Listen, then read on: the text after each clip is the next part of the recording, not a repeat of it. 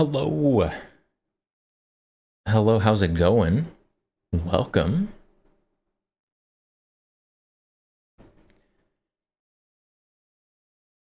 So today, I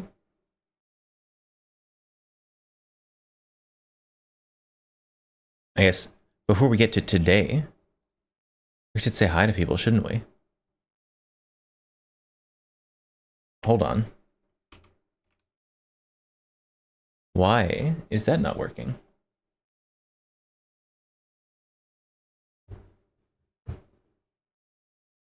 When in doubt, unplug it and plug it back in.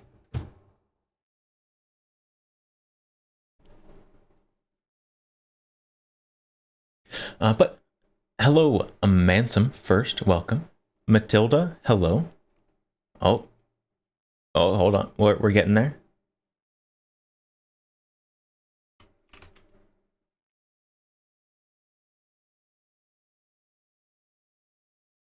Mansum, hello.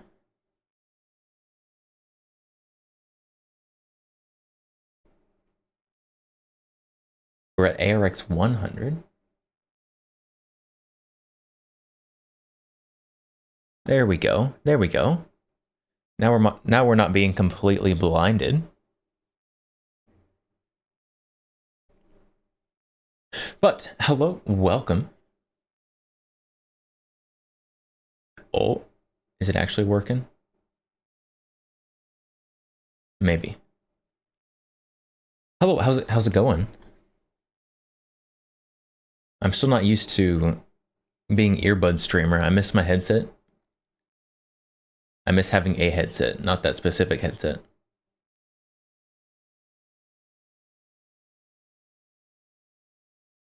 But hello, hello, how's everyone doing today? Today I got something new, which is very exciting, especially since I know what it is. And this is in fact a whole category of gun things that I don't have. Well, now I have one of that I haven't had until now.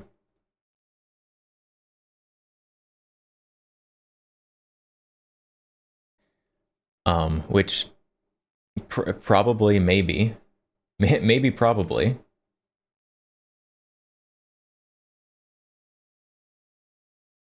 will get strange looks because since I don't have one. But I have finally gotten, after all of my guns, I finally have a weapon light. All these guns, and this is my first flashlight that I can stick on a weapon. And you're never going to be able to guess what I'm going to put it on.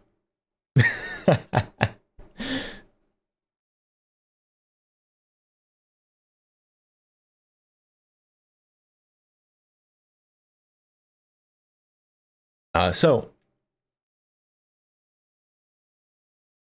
first weapon light. Clearly this is a I don't have a grenade. But clearly a weapon light, very good tactically. Obviously you want it on your your go-to defense SHTF kind of gun. That is, the what most people would do. Unfortunately, for most people, you may notice that none of the guns on the table are particularly apt for necessarily the most practical of purposes.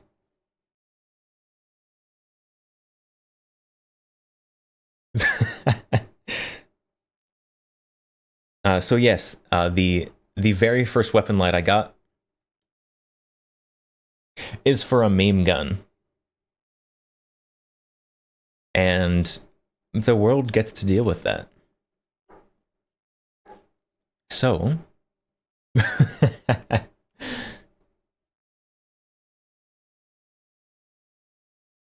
it's time to continue building this abomination. A beautiful abomination. But we'd have light. It is a budget light, if we're honest.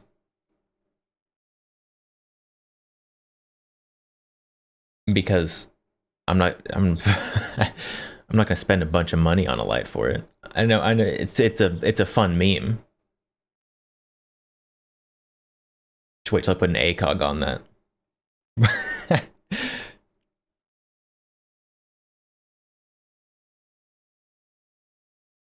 But we are gonna put a light on it.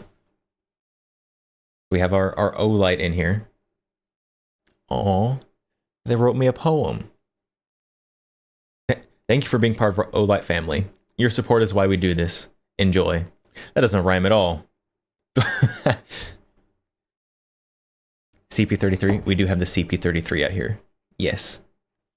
So we have the Stoeger double defense, CP33, and the Beretta Neos.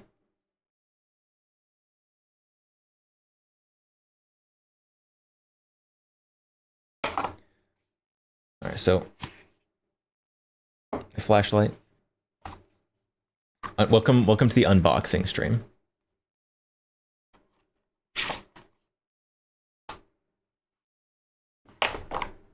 Switch, very important. And tools.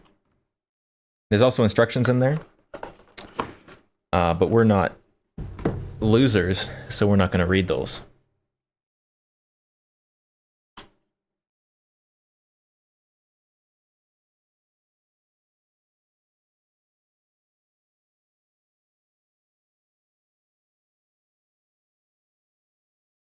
Let's turn down the music a little bit.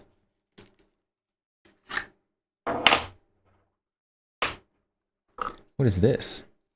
Oh, it's rechargeable. This is the charger. Okay.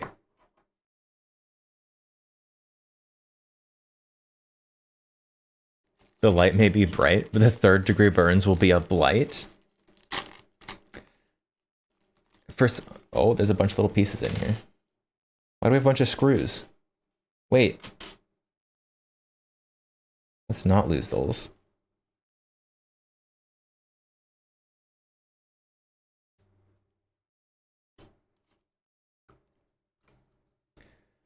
Alright, so let us...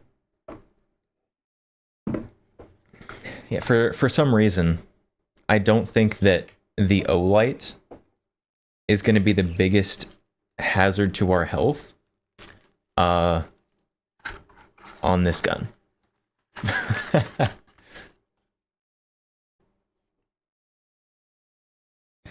I need this closer, though.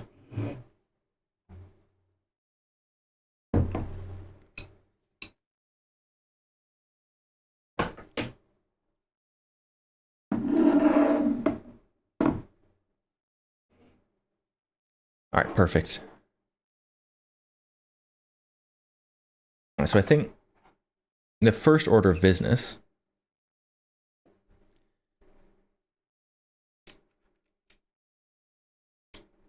what is the best way to mount this light? So the mount that comes with it, you can either mount it on the side or on the top of this little bracket. So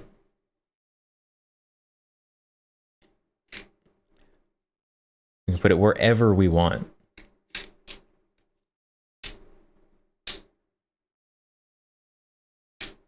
PSA Station 45. This is not the PSA Station 45.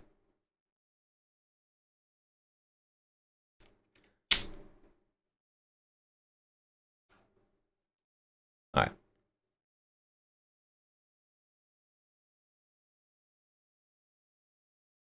side. I mean, so we're gonna be putting it on the side rail here, for sure. But the light. So I think we want it like perfectly lined up.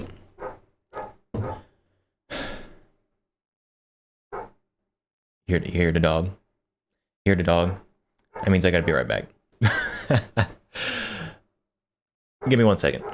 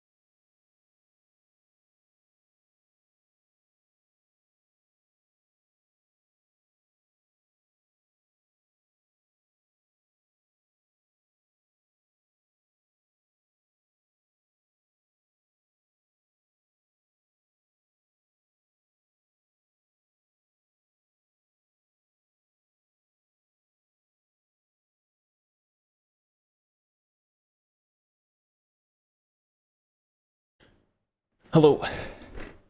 Hello, I'm back.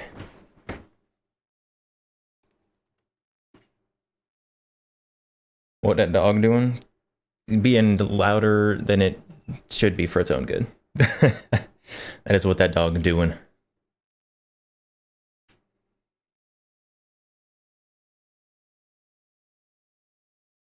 Is that an Olight? Yes. Yes, that is an Olight.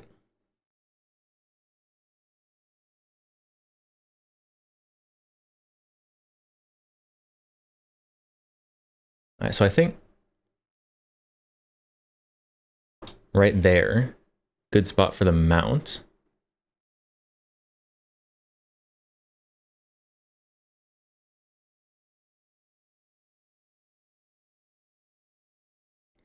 Double the chance of it overheating. Just don't leave it on.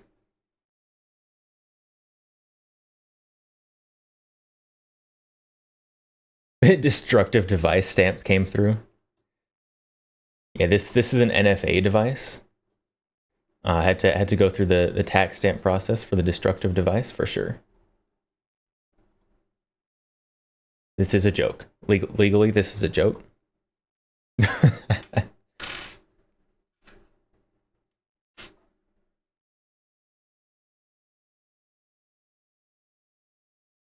Oh, look at that. Look at that. Came charged. I don't even need the charging cable.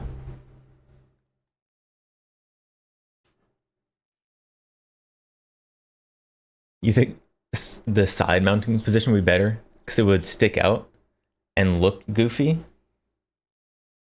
I mean, this is going to be goofy no matter what. But we could have it stick out the top if I can get it lined up without looking.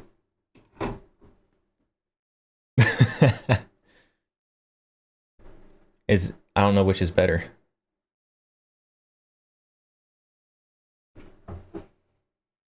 That is definitely more streamline. It also is, I don't know if you can see that, blocking our front sight. Like it's blocking the right side of the front bead.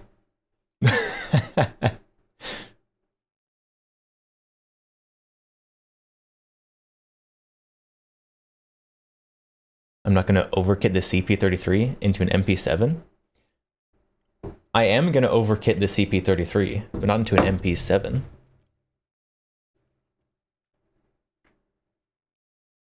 You don't need the iron once you got a scope on it. That's true. That's true. Hold on. Wait. Hold on. I might have, for the memes,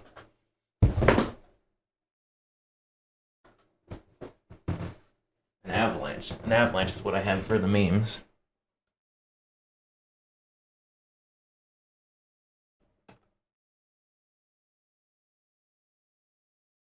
I have this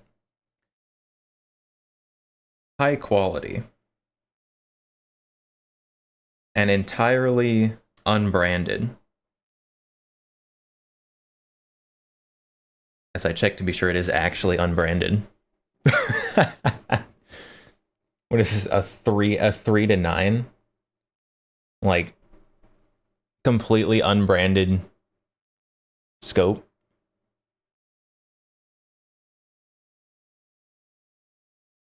It's perfect.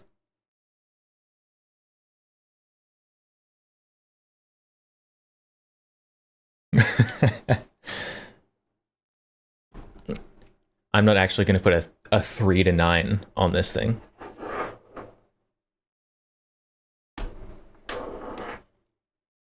Untraceable ghost scope, exactly.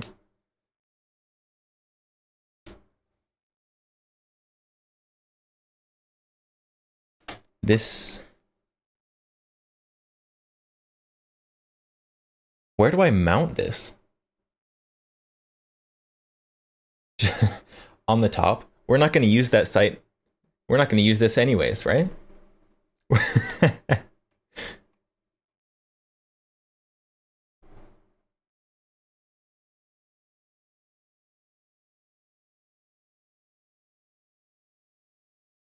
I didn't think this through. So if we're holding this, right? Oh, I guess my grip kind of is up there anyway, so we can just put it right there. Just put it on the back of that one. That'll be okay. My grip is always way further forward than I think it is.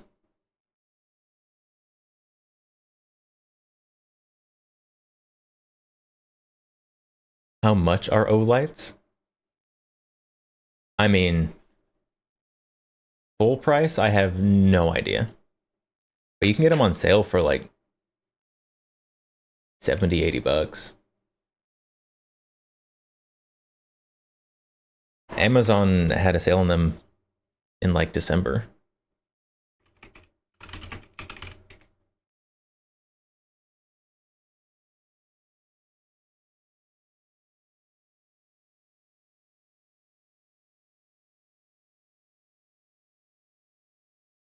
I got the cheap one.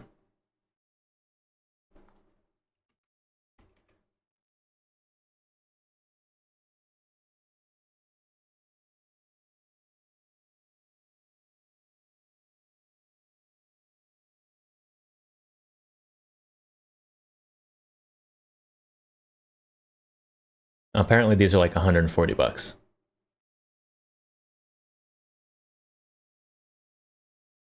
So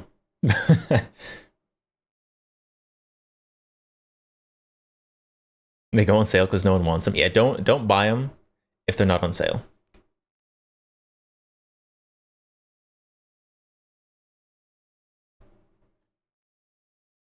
More than they're worth for their improperly potted electronics? Well, I'm sure it'll be perfectly fine. On a 12 gauge break action shotgun. Nothing can go wrong.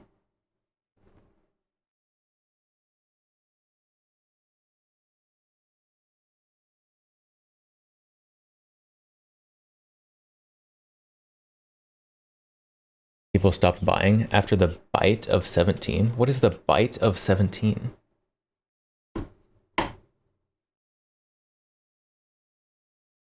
That doesn't seem very stable.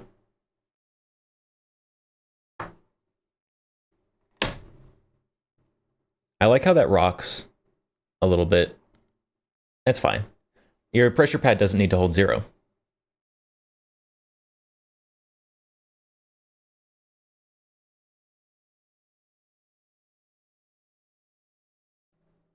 Until, yeah, this will be fine until I fire it, at least. And now. Oh. The light wasn't locked in. There we go. Look at that. Perfection. And we can have laser only mode. What? Look at that. We have a laser. We don't even need to use the sights. Is that even like vaguely close to where it's pointing?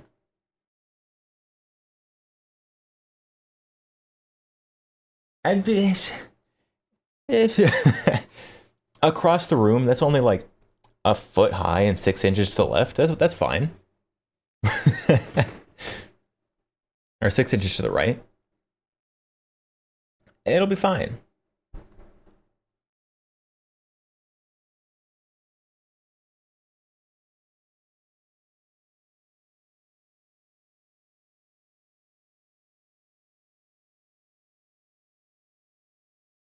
Next light will probably be a cloud pistol light, most likely. This is for the meme build.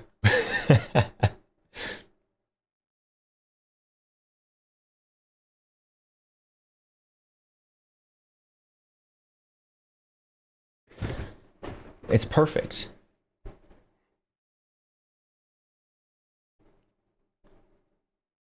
Have I shot it yet? This? Yeah. I mean, it's just an over-under. There's nothing particularly special about it.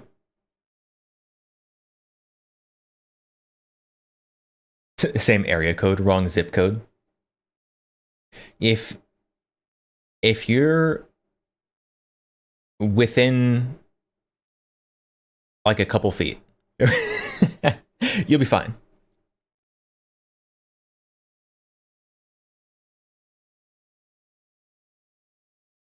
It probably would nicely mark like the top right side of like a birdshot group.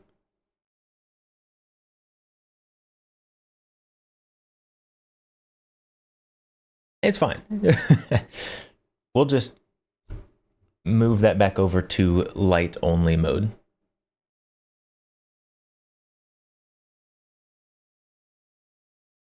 What is that? Is that spin? What is that? Zoom. Enhance. Can you see that on the bottom of this? Oh, it does spin. It locks. Now the light won't come off. I assume.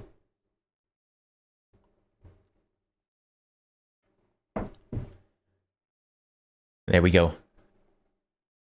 Perfect. Successfully installed my very first weapon light. I think that is some important context for this. This right here is the only weapon light that I own. Just gonna let that one sink in real quick. An O light on a break action shotgun.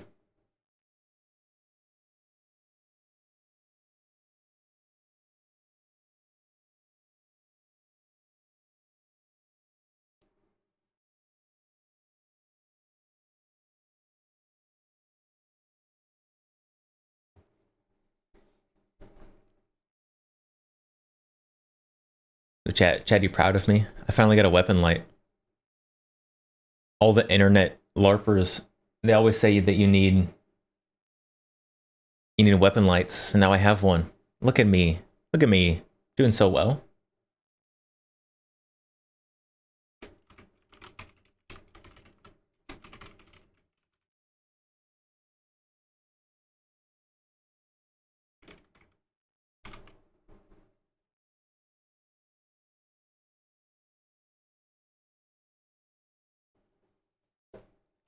You're having aneurysms. Why would you be having aneurysms? No need for that. See, and then we've got the pressure pad perfectly right up there. Just like, just a little bit in front of where my thumb normally sits. And now we have a light. Wowee.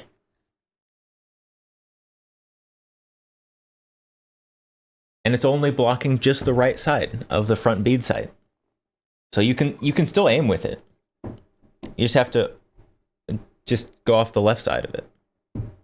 Or the left side.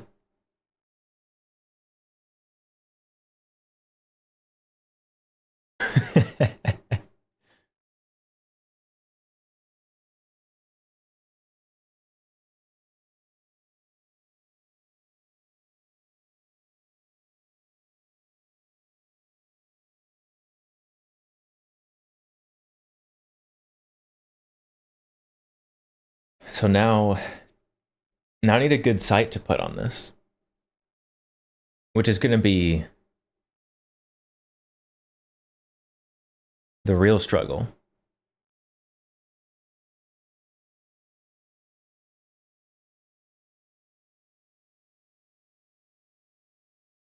Hecker, you feel like you need lights on all your guns? Okay, use them at ranges at your range's monthly low light competition. If it wasn't for that, you'd own a lot fewer weapon lights. Yeah. This is my only one. I should get more. I really should.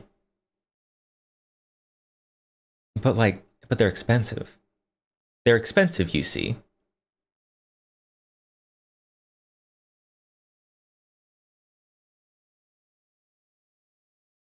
And you know what you can buy for like 3 or 4 weapon lights? A whole gun.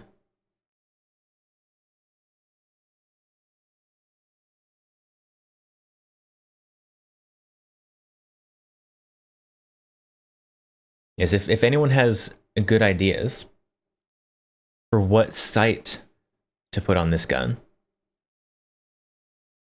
I am open. I'm open to your ideas. We could put this thing on here, swap the cantilever around so that it's reaching more back towards you. Imagine the scope is not backwards.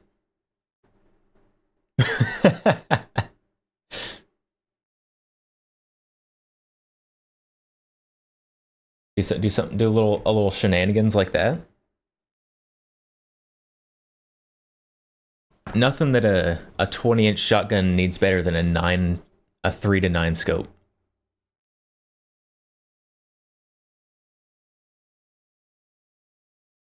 It's like some cursed Call of Duty build.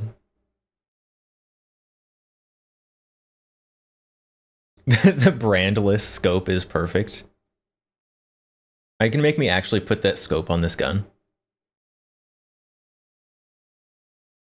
You know what? I will. I need the right tool to... I don't know what tool this needs. Some kind of Torx bit.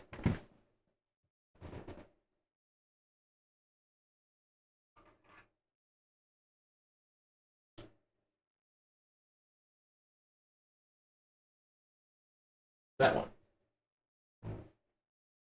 What size is this?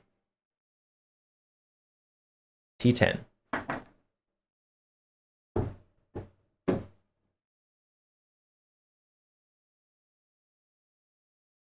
Am I looking for a meme optic with no magnification? Pretty much.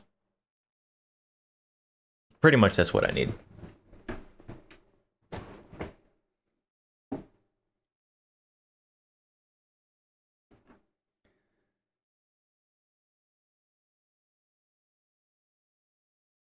Oh, wow. These are not tight at all. That's probably fine.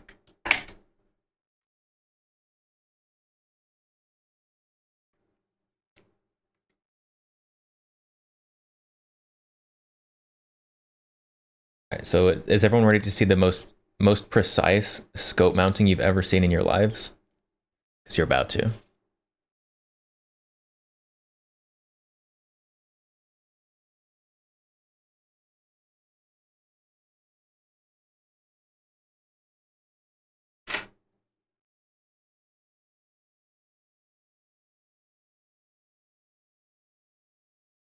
And so what I'm looking for in terms of optics that actually will live on this gun, not this meme no brand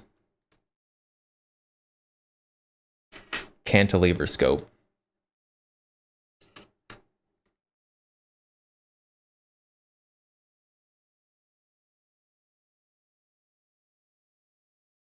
Oh, the eye relief on this is so, oh, you're gonna get a black eye on that. This has like 1 inch eye relief. Okay.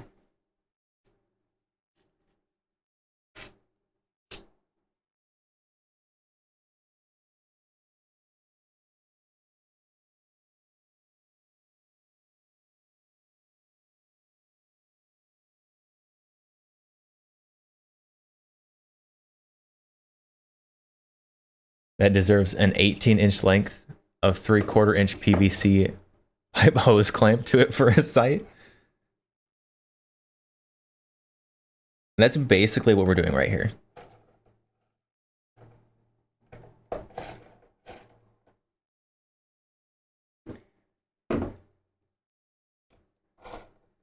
Can't you tell by this high quality precision sight mounting that we're doing here?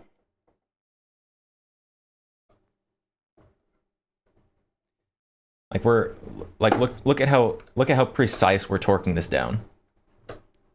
Look at that. That's exactly the same torque on all of these, for sure.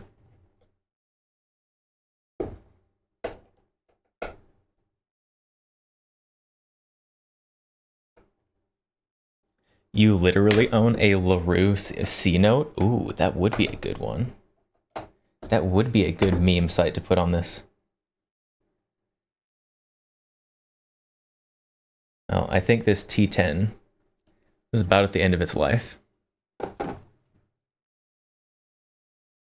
Oh, it can't be at the end of its life yet. We still have to attach it.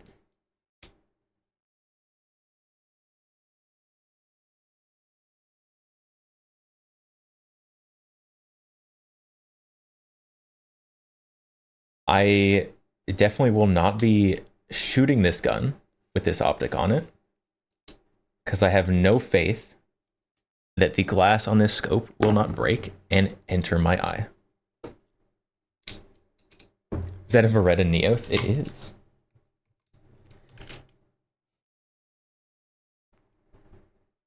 All right, so let's test the eye relief on this guy.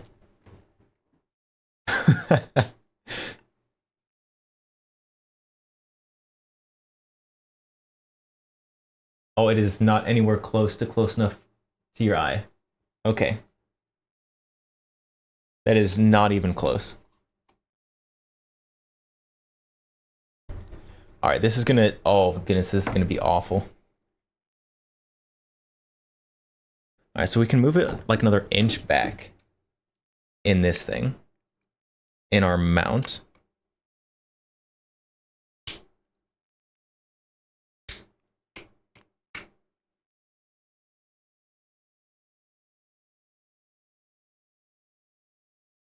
I mean, I think if we're careful, we can kind of stick it off the back of our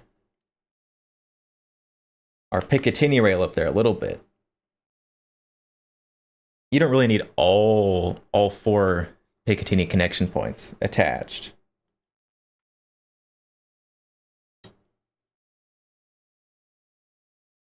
That's just a suggestion.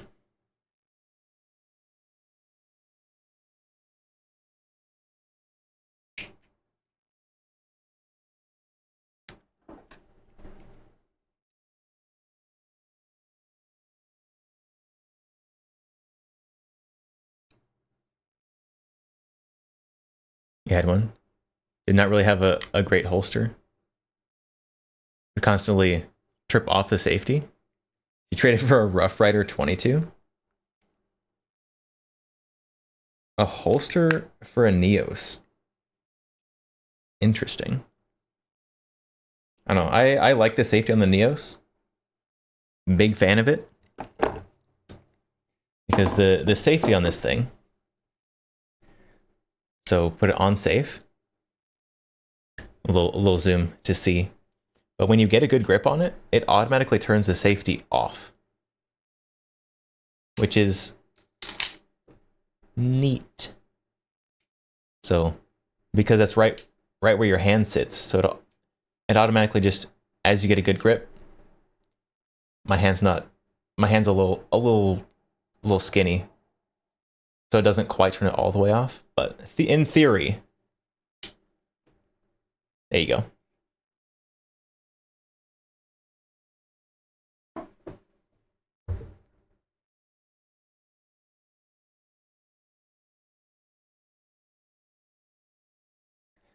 Safety comes past the grip frame, so anything that brushes it can take it off. At the real safety is not pulling the trigger. Get your booger hook off the bang switch, sonny. A bro picked up a shorty AR with fixed carry handle and front sight base. Told him to do a gooseneck mount with canted irons. Why would you need to cant irons? It has irons. Just double up your iron sights.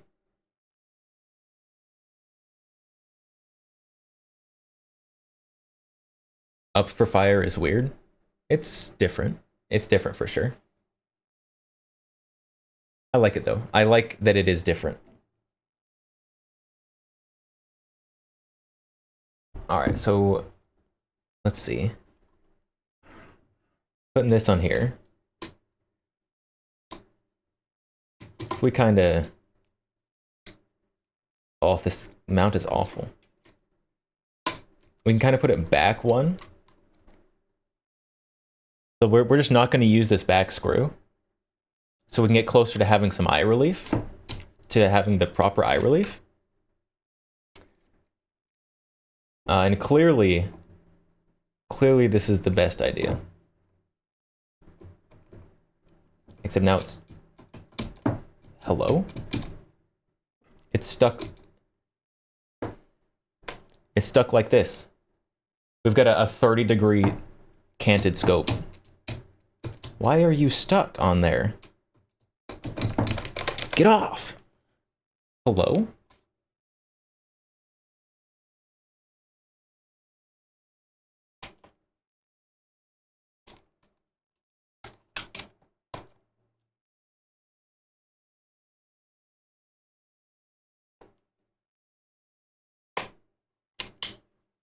There we go.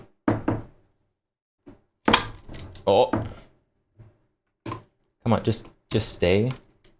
Stay where I want you. There we go.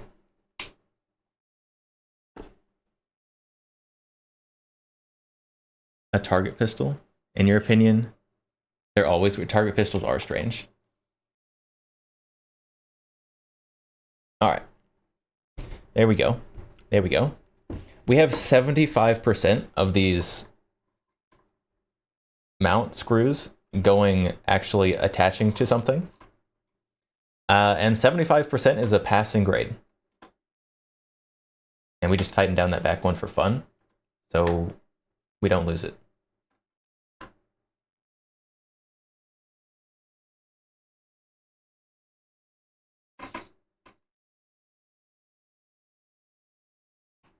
Perfect. Oh, what an abomination.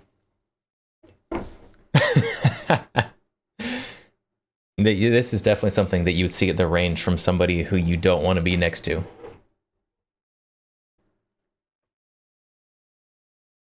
This man's gone to SDI. Yeah, you too can do this gunsmithing just like me with a degree from SDI.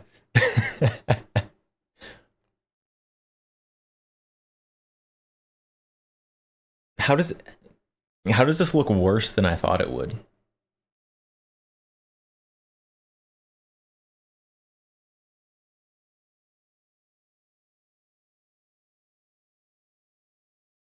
Well, time to shoulder it and see if it's actually usable.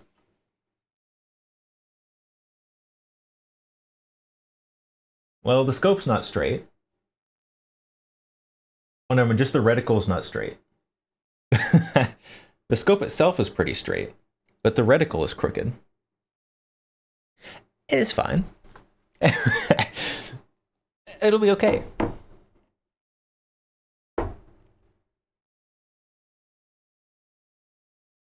You've got a really long. You definitely have to like have gamer posture to use this scope.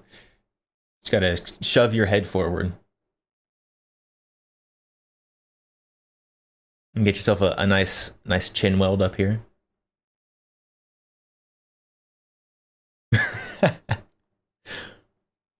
This thing's awful.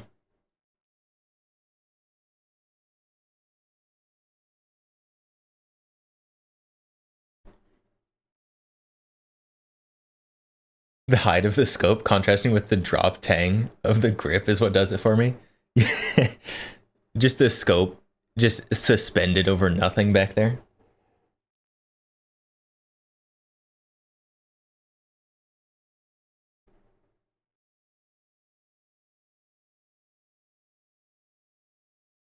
And this is what a degree from SDI does for you. It allows you to innovate.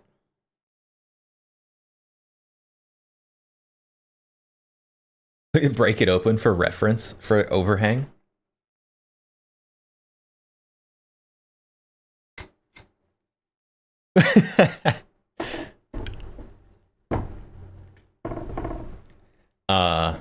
It'll be fine.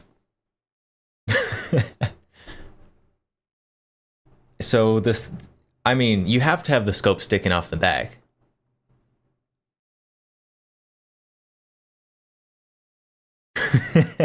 Beautiful. Thank you. Thank you. This is one of my creations ever. I hate it. It's so bad.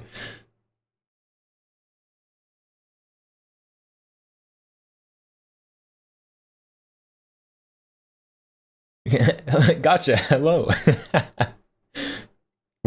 Welcome to this horrible thing.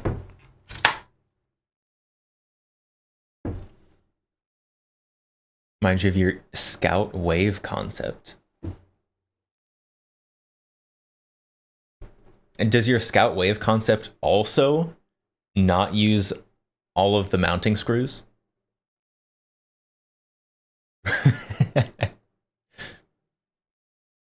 Because we're only using 75% of them, which is still a passing grade.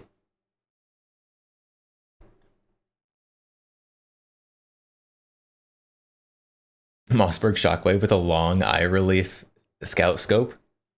Yeah, this is just a regular scope. An entirely unbranded scope and mount that probably came from like a 22 or an airsoft gun at some point. It'll be fine.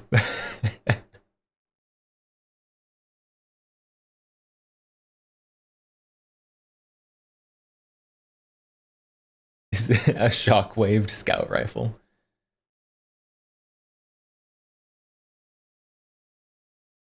A Mossberg Shockwave with a long eye relief scout scope.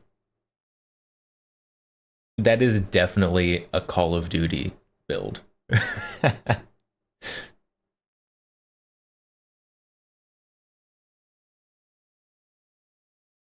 My magnum opus, an absolute master stroke. It is some kind of stroke, for sure.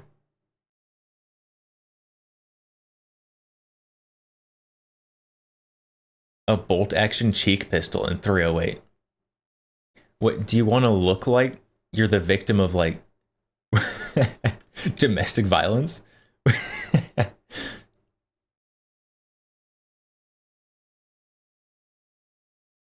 A 308 cheek pistol, they'd be punching you in the face every time you shot it. So naturally, I will do that with my contender.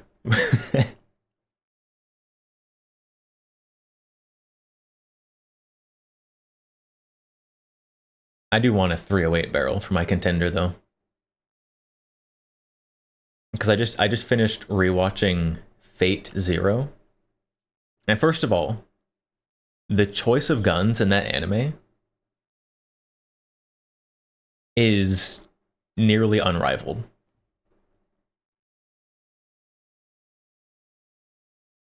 But also they had a 308 contender, and so now I need a 308 barrel for my contender.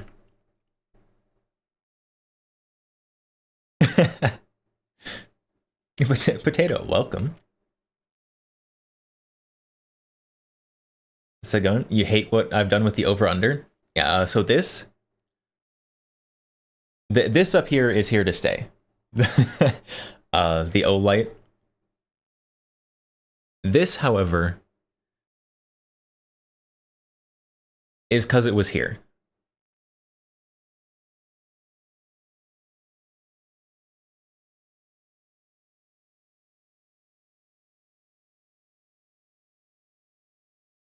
If somebody gives me 5 gift subs, I will take this to the range exactly like this and video myself shooting it.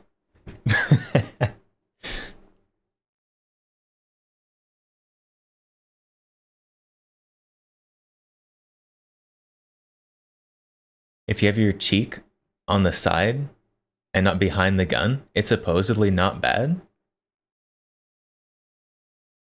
Have you shot a contender before?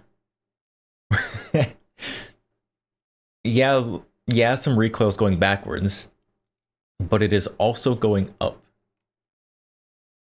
Appropriate to have Nightmare playing in the background? I suppose it is.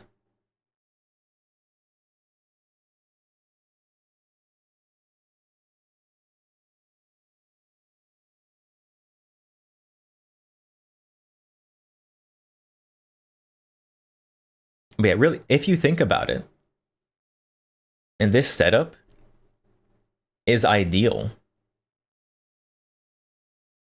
right? See, because you've got the scope. If you want to like throw some slugs in there, and it'll be zeroed for like at least 1 shot. And then if you're having close range encounters, you've got your light up here that you can switch to laser mode. And then like if you aim like just above someone's like right shoulder, I guess their left shoulder, then you'll hit them like square center of mass. It's really perfect.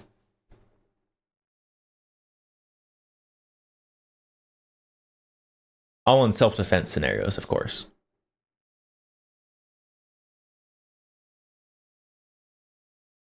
The only thing that can improve this is loading it with 1 3/4 inch birdshot loads. Actually, I was thinking like those like chalk breacher rounds.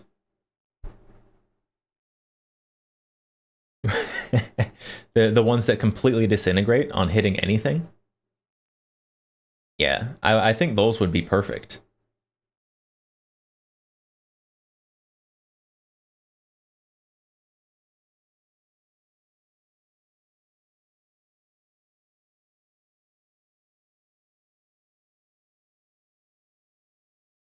How much do those cost, actually?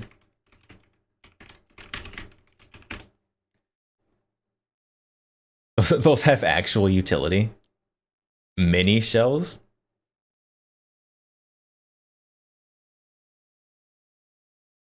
Oh my goodness. Breacher rounds are $5 a round? It's crazy. I'm gonna guess they are a specialty round.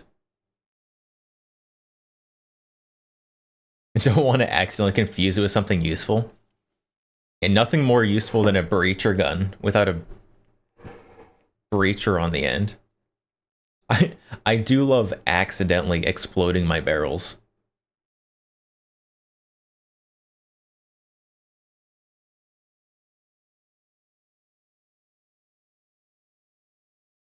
Yeah, breacher rounds are like $4 to $5 a round.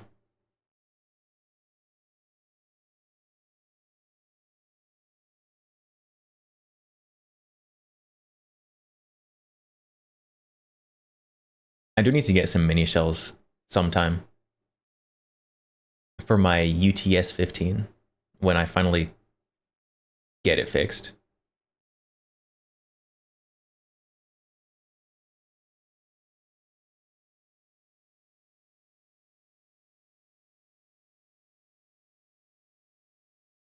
Dragon's Breath in one barrel, flechettes in bottom barrel. I don't remember which barrel fires first, and there's only one trigger.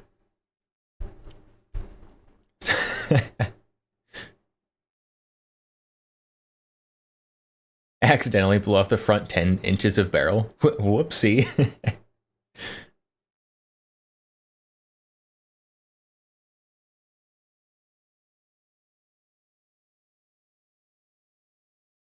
Did I ever get a KS-12? No. Nope. I never got one. There was that one I tried to buy, and then KUSA decided to go bankrupt without giving me my gun. Still salty about that.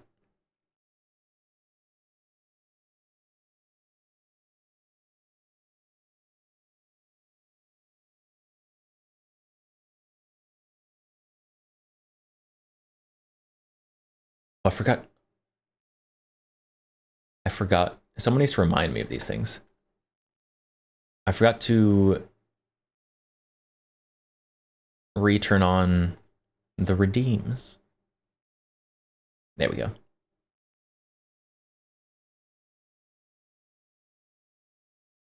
Do I still want one? I mean, yes, I do still want one.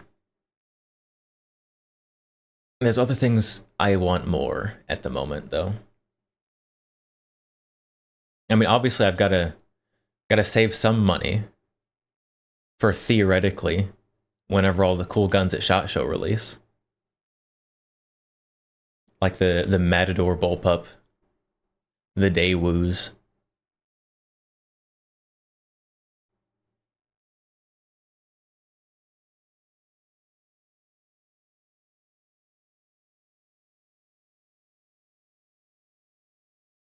But if there's a particularly good deal on one, it might be hard to pass up.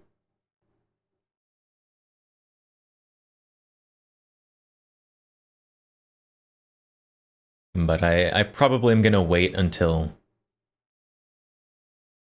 someone starts making them again.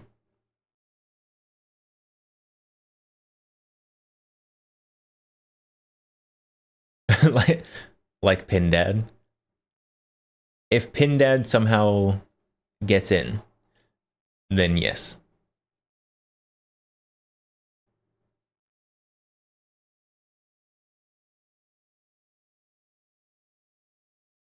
What's particularly good?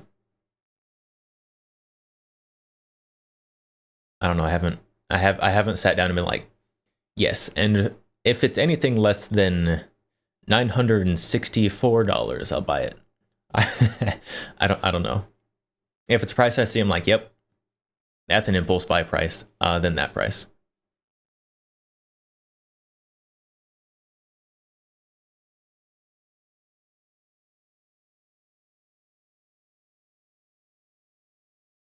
Oh yeah, and there was the Bison clone in 7.62 by 25. I want that one, even though it's so expensive. And then once I get it, I want to modify it.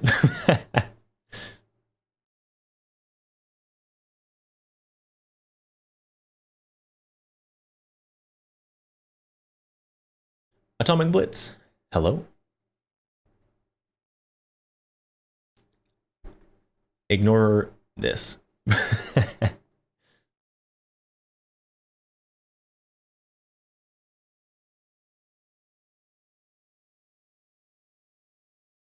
Type 100. The Type 100 did seem cool. Although they literally don't even have like a assembled prototype, let alone a working prototype.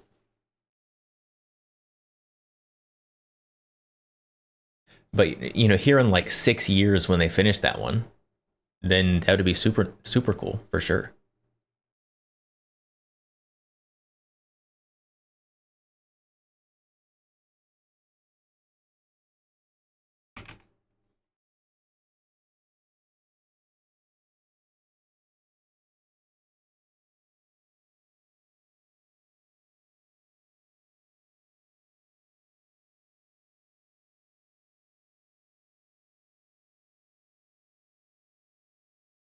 It's just a straight blowback 9mm. This is true. It is just a straight blowback 9mm. But also, they don't even have an assembled prototype.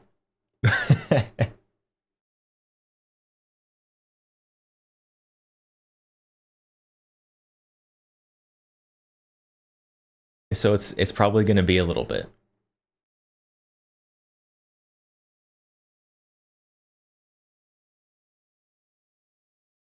Let's see, where is it?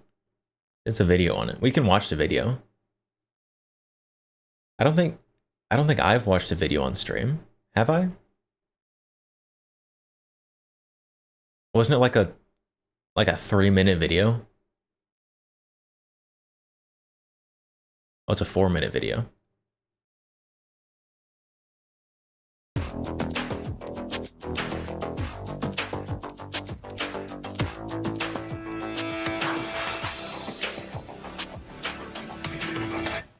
We're down in the dungeon, SHOT Show 2025. We are looking at a Nambu SMG. A time portal has been opened. And I'm here with Charles. Charles, what are we looking at? So what this has been a passion project of mine for about 10 years. It's a closed bolt semi-auto replica of the Japanese Nambu Type 100 submachine gun from World War II. It started out as a personal project, just a obsession of mine playing video games growing up. I always see this thing in like Call of Duty, Red Orchestra and all that. And growing up, I always thought it'd be cool to have one. I'd go to a surplus store and buy one when I turn 18. Have I seen the Bison conversion kits from KUSA and PSA? Yeah, I hate them. I got lucky enough awful. to get an original one, and at the time, I just became a gunsmith. I had my own machine shop and thought, you know what the hell? I'm just going to make one. And if I want to buy Bison, I want it to look no like intention on going commercial. the actual thing. Started posting about it online, and now there's hundreds of people that are so saying, I'm "Shut way up more and likely take to my buy money." the like So $3,000 now we're focusing less on the the one that one-off, looks just better making it mine, and focusing more on than the cheap, not as streamlining good it for one. production. Is this where we are so far? Like this is as far as we've gotten? So we do have other prototypes back at the shop, but this was the one that was most complete that we brought out for SHOT Show. As it stands, this is a actual firing firearm. We just need to clean it up, dress it up a little bit more. I actually just put this together the week before SHOT Show, and I'm hoping by the end of next week we'll get it firing, and then after that we're going to start optimizing it for production. Hopefully put this out sometime around June. Oh, June? What? June or July this year. He started last week. I guess 2 weeks ago now.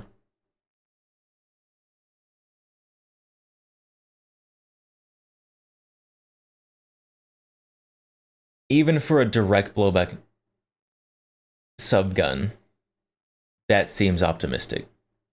I've seen the Bison. If that's what the Bison clone is called.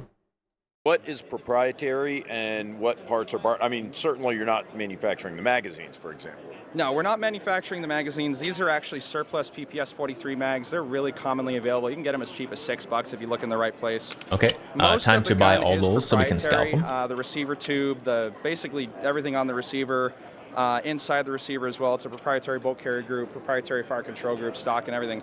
But when we go to optimize it, one of the first things that we did was we got rid of the proprietary firing pin and ejector. We want this to be something where, if your firing pin bends or breaks, you don't have to get just. This is actually a functioning firing firearm. North America, we hope to have it firing by next week. It's not even assembled. Same thing with the ejector, and now we're also working Oh, with the KAK to Matadors? try and see if we can I get did AR-9 see I did see barrels the to work in this Matador thing arms too, one. which opens up a lot of doors for making short-barreled rifles, integral suppression, all sorts of stuff. We want this to be affordable. The Matador arms Stizen I like better than the like PSA AK9 conversion. Because the PSA one is is a poorly done clone. The Matador one is just basically a different platform. Customizable for just about anyone. And this will be 9mm. This will be 9mm. We do have some planned in 7.62 Tokarev since we are using the PPS mags, and we're also planning a limited run in the original 8x22 Nambu cartridge. They're making this in 7.62 by 25 and 8 Nambu.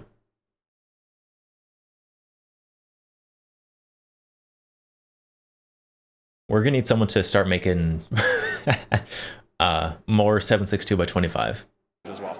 I know that, again, this project is kind of in its nascence, but do you have any projection on cost or when they'll be actually available?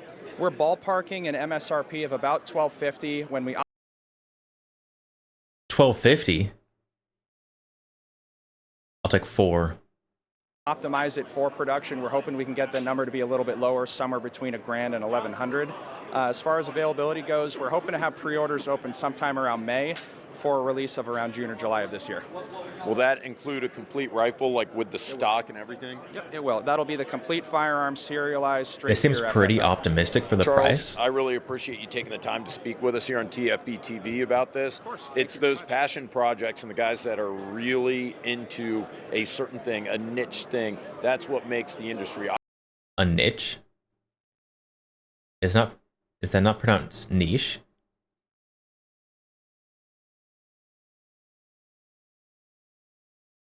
That's what makes the into a certain thing, a niche thing. Niche? I have always said niche.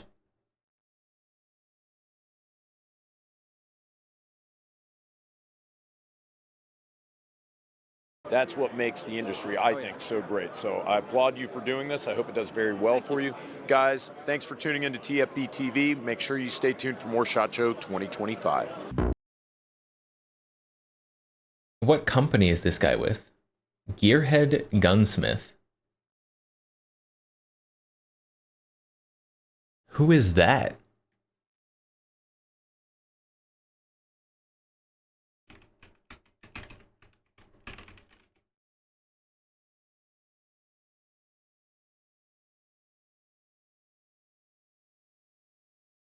I have never heard of these guys.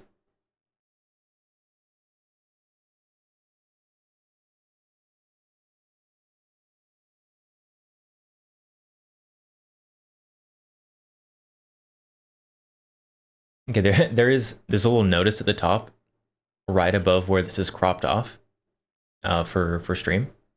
This says, attention, due to recent developments in our Nambu Type 100 project, we are suspending all services to focus solely on manufacturing and distribution. So these guys have dropped everything to work on this Nambu. Okay, so so maybe it will be available this year, actually.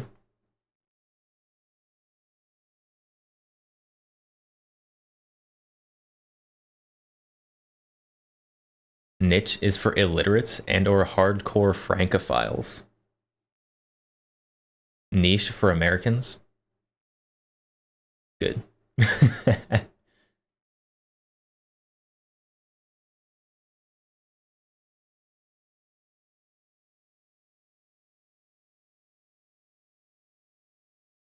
Street combative with a K system. I hate that.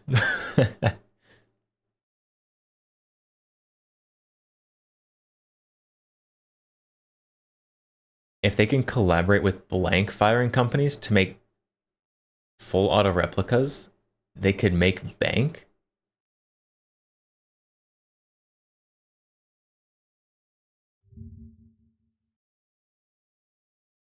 Is there a demand for that?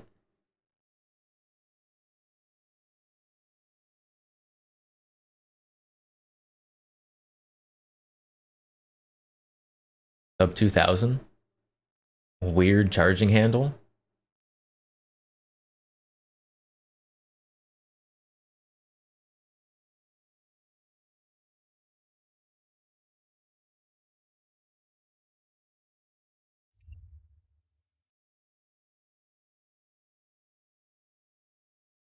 A Volkswagen Beetle and two Mosins is certainly an interesting choice for a logo. Rosenberg, Texas.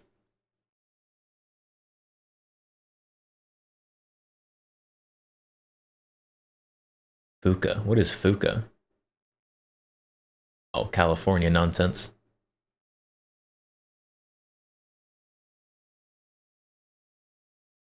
It seems like a pretty new company.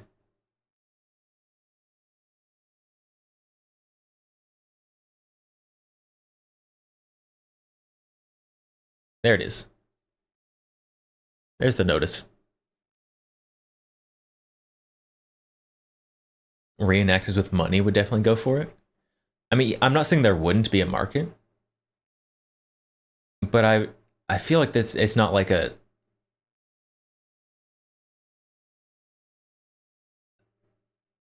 huge market. I feel like it's like a niche within a niche.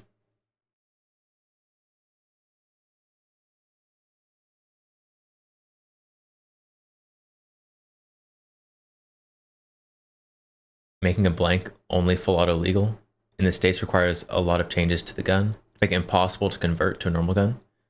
Yeah. It does have to be literally impossible to convert.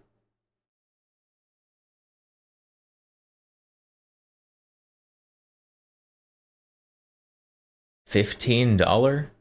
$15 FFL transfers? Man, that's how far away are they?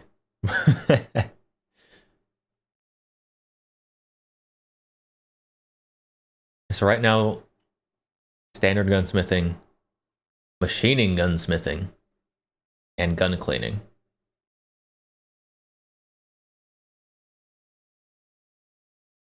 Quick fix service, $20 or a 6-pack of beer. Bring back the barter system. You can't tax bartering.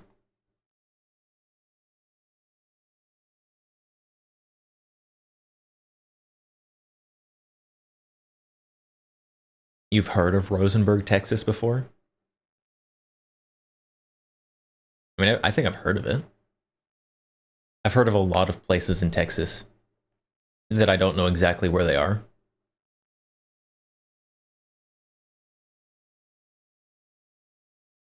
What standard of 6-pack? I don't know. You have to call ahead to confirm. I mean, if you're bartering something, like, you want to be sure it'll be accepted before you, like, show up with not money. Like, if you're trading someone like a cow, like, if someone's giving you a cow for something, like, you want that cow to be, like, young and either good milk producing or good for meat. Like, you don't want someone to show up with, like, an 8-year-old cow.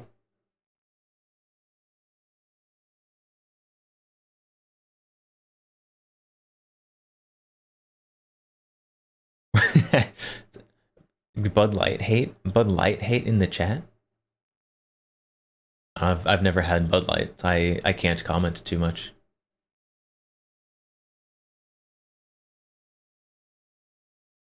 A sixer of Chiltons? I don't even know what that is. Can you interest them in a dozen organic free-range eggs? A dozen? Man, you may as well just just walk around tossing money around. A dozen eggs in this economy?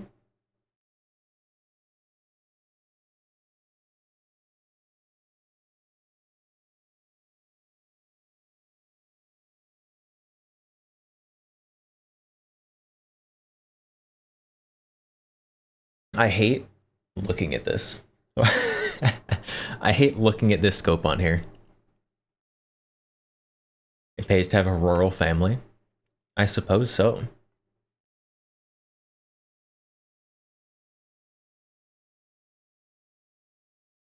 And I've told the story about how I used to have chickens. And then some Karen tattletailed and then had to get rid of them.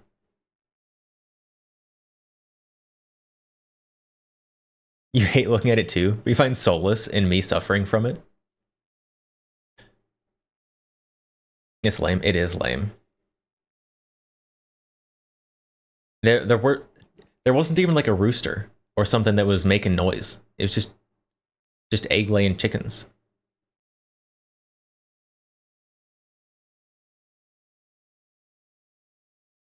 So I hope that lady knows that 7 chickens died because she tattled.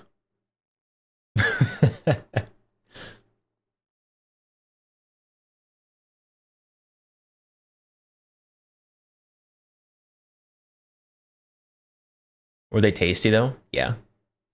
Yeah.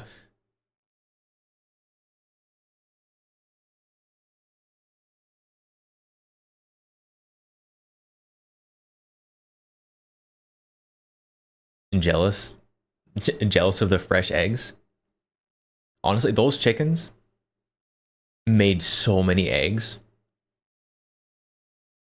Like that was more eggs than anyone could eat in a day. Maybe unless you're like a bodybuilder or something. Like one of them was not a particularly good egg laying chicken. It was a silky, just cause funny chicken. But the other ones, they were all like every single one of them was laying like 2 eggs a day. I don't know how. I don't know by what black magic.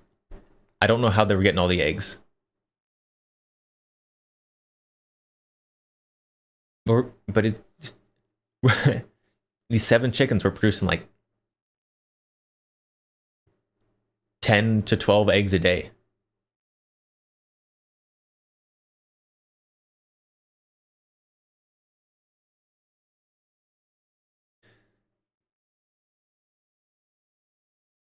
Egg prices are too high now. I mean, yeah. That's because there was just like some chicken disease epidemic that it went through a bunch of chickens. I don't know. I don't know the details of it. Some chickens died. And now supply is down and demand is high. So they're expensive.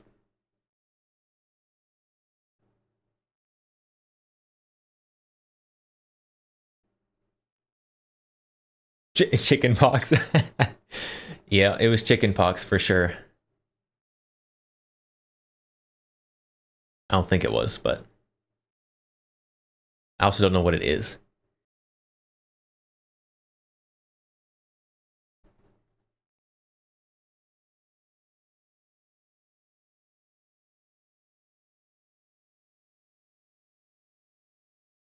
Okay. I have YouTube open here in the background, right? SHOT Show.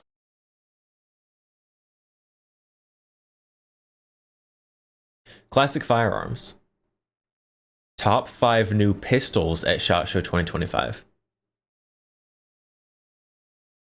So clearly we have to watch this and judge them for their horrible taste.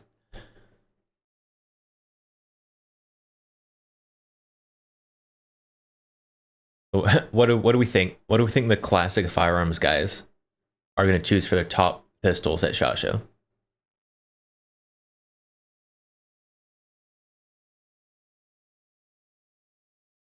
How many 2011s? MC6. I don't think the MC6 is going to be there for some reason. 5 pink AKs.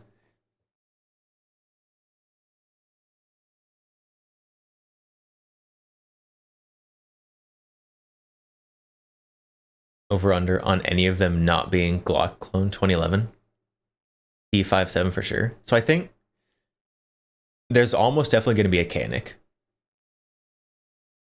Because Classic Firearms is an absolute simp for Century.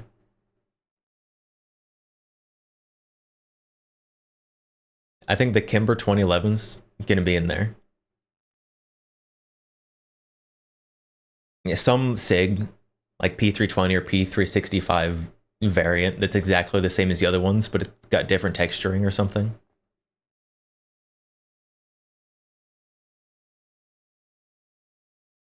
I don't know the other two. Masada. Oh yeah, that's true. That's the IWI Masada. Solid possibility. This is a 40-minute video. I hope they chose more interesting guns. SHOT Show 2025, we saw a bunch of new pistols. We're talking double stack, modular, FCU, steel frame. So many buzzwords, but we went through all of them and found our top 5 overall. So I feel like we should talk about that. Top 5 pistols of SHOT Show. Let's roll. SHOT Show was so disappointing for pistols this Welcome year. back to Classic Firearms, guys. Jason The Chris pistol. The Chris pistol might be in there. here, we got Brandon. What's up? And we're here to talk to you about our top 5 pistols of SHOT Show 2025. So this is a list that we compiled up of all the They best can also things include that the we did, Century right? Range MKE days, 308. industry days, That's true. SHOT Show floor coverage, the cool And do we things that think actually Classic found out. And, I mean, is this a list based of enough Oh, to yeah. include I'm pretty large excited. frame My first pistols time being at SHOT Show, there were in their there was top almost 5 new overwhelming pistols the amount video? of things that was there, so we really had to narrow that list down. But I know, it's a tough list to get through. Of course, there's so many things on there, and I'm pretty sure I can hear the Maybe. conversation. But you forgot this. We know. Yep. We forgot it. But this is our collaborative top 5. So literally 2 minutes before we started filming, I was like, oh, we forgot about that. And there you go. You'll see what that is in a minute. well, in saying that, let's roll on to number 5. Logan, you got to take us over this Wonder, man. This thing looks awesome. The Gara. This is the 92XI Gara model. So this is a special edition done we did with Davidson's. It's got some very, very cool features. So this is a carbon fiber grip. Okay. It's got this really, really cool texturing that they did. Why would you It's got want a these yellow carbon accents. fiber Of grip? course, it comes with that 6-port compensator installed right from the factory. And it also That comes sounds with like the extended worst magazine. thing ever. So every gun gets an extended magazine. It gets 3 of them. Okay. So this is really supposed to be kind of like an out-of-the-box, you're ready to go racing. There were 308 MKE model. pistols. They had Very like quick and easy to use. It's HK51. also got the clones. frame safety. So if you're a 1911 No style stock, fan, obviously, for this pistol. is a great gun that has that. So it's a 1911 92 type XI, action, rest of video but in a disregarded. designed in a Beretta 92 platform, inspired by race. I dig it, man. These lines on here are amazing. Again, this. The fiberglass grip would be Like worse. I Carter. mean, they're... Okay, come on. There's always a worse option. Come on in. What's up, man? Back again, brother. Back again. Year 2 with you. I'm just saying, it, guys. If you, Direct it. Let's begin. I'll put my hands 4. on it. We're only 3 minutes into a 40-minute video. And we're 20% of the way done. Yeah, man. Now we're on to number 4. That Kimber. Kimber called is it. the Kimber 2K11. Now, this is also another one I didn't really get to put my hands on very much, so I'm going to refer to you that one. Yeah, man, that thing was a dream. I mean, it was, first of all, one To of the save weight smoothest on the metal frame. double stack 1911s, you know, we can say What do you think, that. we can just That make the actually frame shot, it was polymer? so That's crazy. easy, and the recoil How impulse was dare you? Absolutely smooth. I mean, crowned and polished everything. the 2K11 from Kimber. This thing feels really good in hand. I love the way it is. I mean, look at these cuts on here, man. This I love the way it is. Thank you. thing is awesome. Let's give it a run.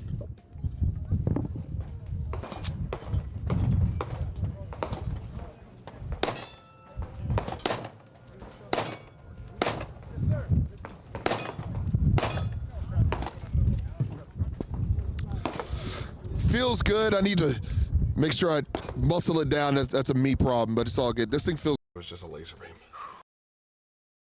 Wait, now we're 5 minutes in, and we're getting into the next one?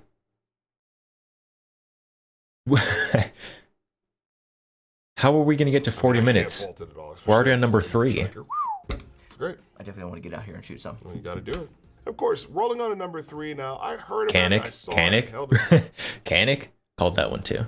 in my hand, but you've got more insight to it. Oh yeah, I was in the booth when we did the interview for this one. It's the Canik MC9 or Mete MC9 Prime specifically. It basically, you take the MC9L, which is what this one is, the TTI Combat from last year, combine them, and that's pretty much what you get. If that's interesting to you, go ahead and watch this next footage because, yeah, we did the whole interview. This is 2 Okay, years coming. it's not listening interesting. to the We're skipping consumer. Everybody had some input. It's just they the wanted. Canik People Mate wanted, with integrated comps. They wanted fluted different barrel. slide They wanted cuts. different stipulation aggression. We did it all. We put it all together with the Mete MC9 Prime. Starting from the front to the back, as you can see here. Very cool. That's pretty cool, and I will say that's why it's on our list. Rolling into number 2 is one that really, really caught my eye. Over 35 minutes of yapping. So we're at number 2. And we're going backwards. There's 2 guns left. And we're like a third of the way into the video.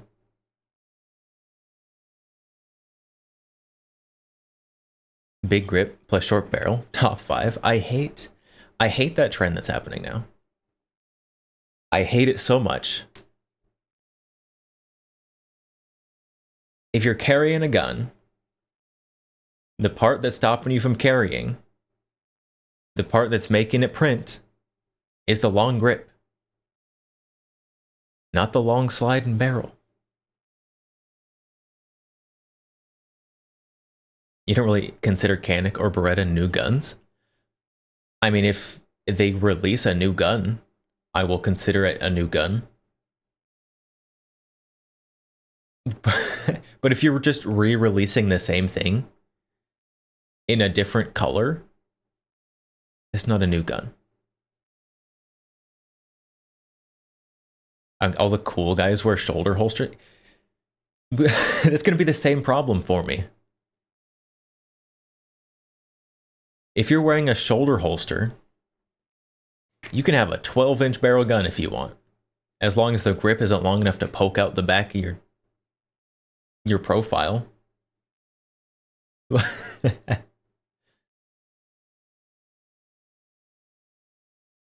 This is gonna be surprising to some people, maybe. The human shape is a lot larger going up and down than side to side. Even though Americans are a little bit wider, they're still taller than they are wide.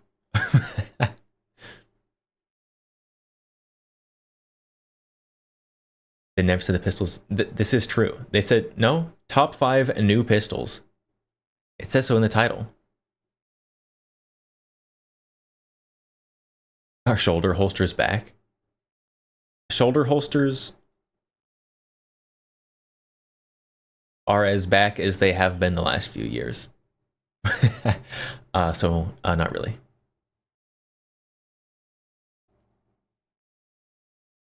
Get a shoulder holster with the barrel pointed rearward.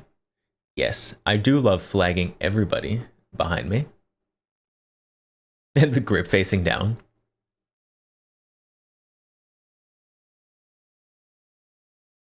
You should have a 50 round stick mag just going down your side. And then that's the new M&P HD line.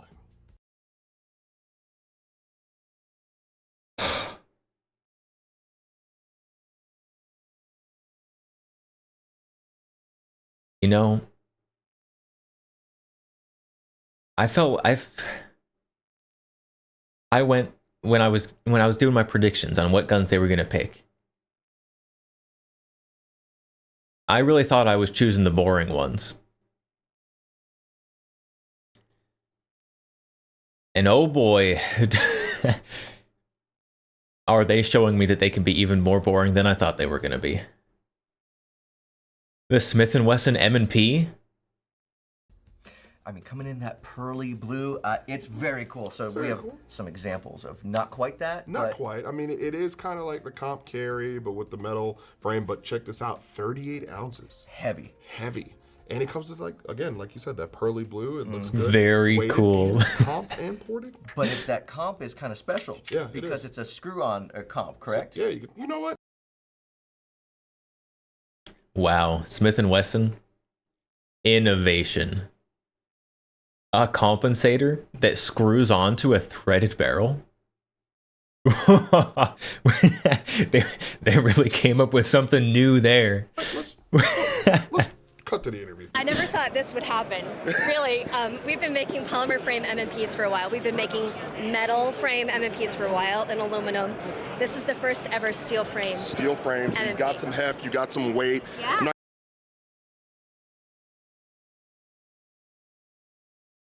It's a steel gun, and they screwed on a compensator to a threaded barrel.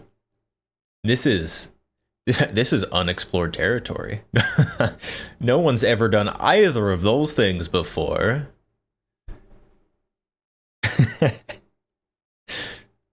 Have I seen the RLM Nerd Crew videos? Maybe. I don't recognize the name, but I very well may have. It's basically the same as the guns we already have, but it's extra heavy and blue.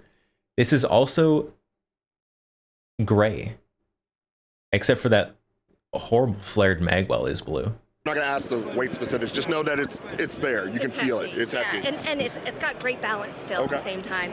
This one's souped up. This is going to be a limited run, Couldn't- actually. you couldn't be bothered to make a this custom is our spec compensator? series version, so you've got a compensator that can come off if you so choose. Did you hear that? A compensator that's... Now, hear me out. This is going to blow your minds. It can come off the gun.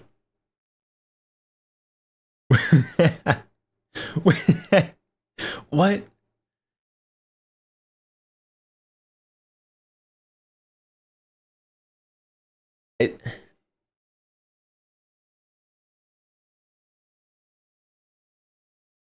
This lady needs a raise for being able to say that with a straight face while acting like it's new technology. Choose. It's optics ready. It has a really neat magwell. Okay. This doesn't matter for me so much, but someone with your hands, you're going to appreciate that little checkering on the magwell. Absolutely, because I shot her. Checkering on the magwell? This is a full-size grip.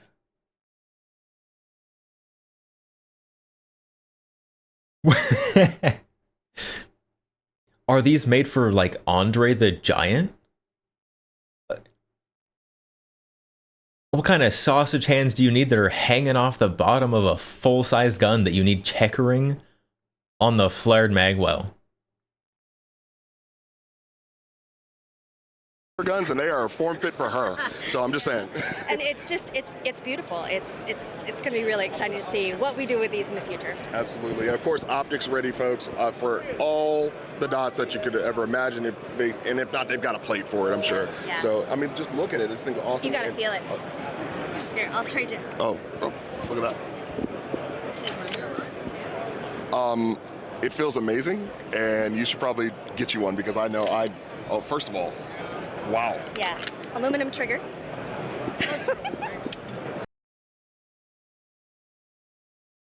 What was he saying wow to? That the magazine came out? Did he just come from the Keltec booth?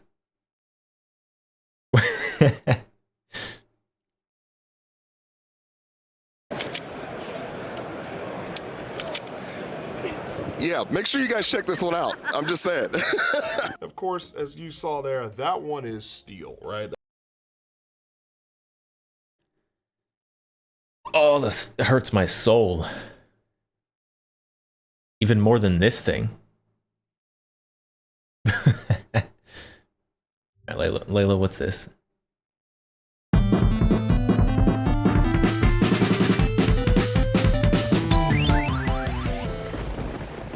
We'll be talking about. That's right, Jay. And really, when I thought about it, the next film to come out of any significance really is going to be the Justice League. I don't think I've seen this.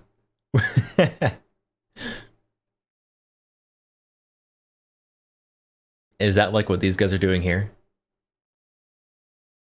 Trying to be super hype about literally nothing?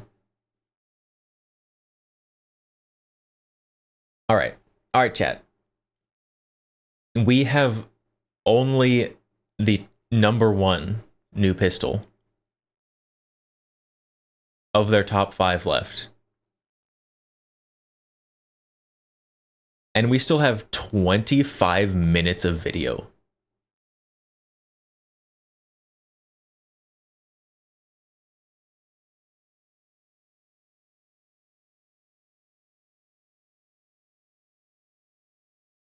That's awesome. This one's aluminum, so it's got a little bit of weight, but not quite like that. 38 ounces, that's enough to rival with, so definitely. What do you think, man? I think it's cool. I want to put some rounds down range with that one. I mean, it's just cool. And you can put a suppressor on there. And we love Julie. And you can put a suppressor on there. Chat.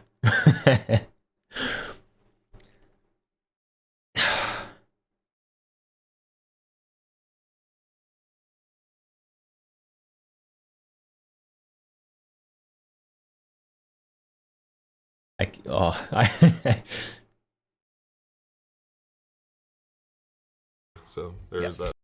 Okay. #1. What's #1? You're gonna die if #1's the Keltec. It has to be the P57.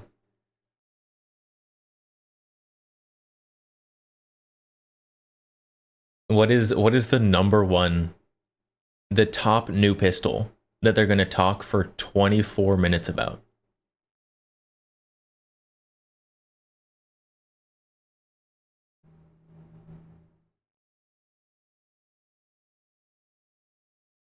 I have no idea. I'm trying to think of something. You know what? It's probably the Glock that comes with the optic. I think that's what it's going to be. I think it's going to be the Glock that comes with the optic. Before we move on to #1, I feel like, what's that thing called? Honorable something? Mentions. No, honorable Are they going to have 12 honorable mentions? mentions, Brandon. I know you've got a couple that I've got, one that kind of hits me, so go ahead. Yep, I'm going to start off with the Keltec, PR57, I believe it was? The strip. Okay, honorable mention, Keltec PR57. Of their, their pistol lineup. Pretty stinking cool. It's on there just because it's unique. And I believe you're really getting past a lot of those state compliances. Yeah. So you can get it pretty much anywhere. Can't have a magazine ban if there's no magazine. No magazine. And there is a magazine. It's an internal, non-detachable magazine. It's still a magazine. Stretch out for mid-rolls. I mean, that's really the biggest thing I want to touch on with that one. Of course, find a 5.7 round. I mean, that's pretty cool. Slimmest, lightest 5.7 pistol on the market right now. Comes in at 13.86 ounces, less than an inch wide. All right. Super minimalistic. We've seen a lot of media on that one. Can't beat it. I mean, is it a pistol? It's kind of it's a pistol. You can get it in pistol configuration, even though technically. Honorable mention. They put the M&P above the PR57. They put the M&P above it. They put the Canik above it. They put the Kimber 2011 above it. And they put the Beretta 92 above it. And whatever the #1's going to be. Triggers behind the action? Or yeah, it's in front. It's in front. So technically it's a bullpup. But you get it, pistol form. Finally, the TP9 Pro. Wow. TP9. Okay, so let's talk about this. The TP9, man. Yeah. This thing is awesome. I mean, oh, wait a second. We got a lot of bells and whistles on here. We're going to go tip to butt, as you should. Okay. This so far is the only thing that might deserve to be on a top 5. Absolutely. Brother, take it away. Take it away. So, same folding stock you're used to. Nothing too crazy there for the SBR. Okay. Let's Summary, SparkNotes version. They moved the charging handle off the back. It's not an AR style, it's on the side. And they have a rail. It's a little higher up. There's a weird mount that's set into the rail for your red dot. Okay, there you go.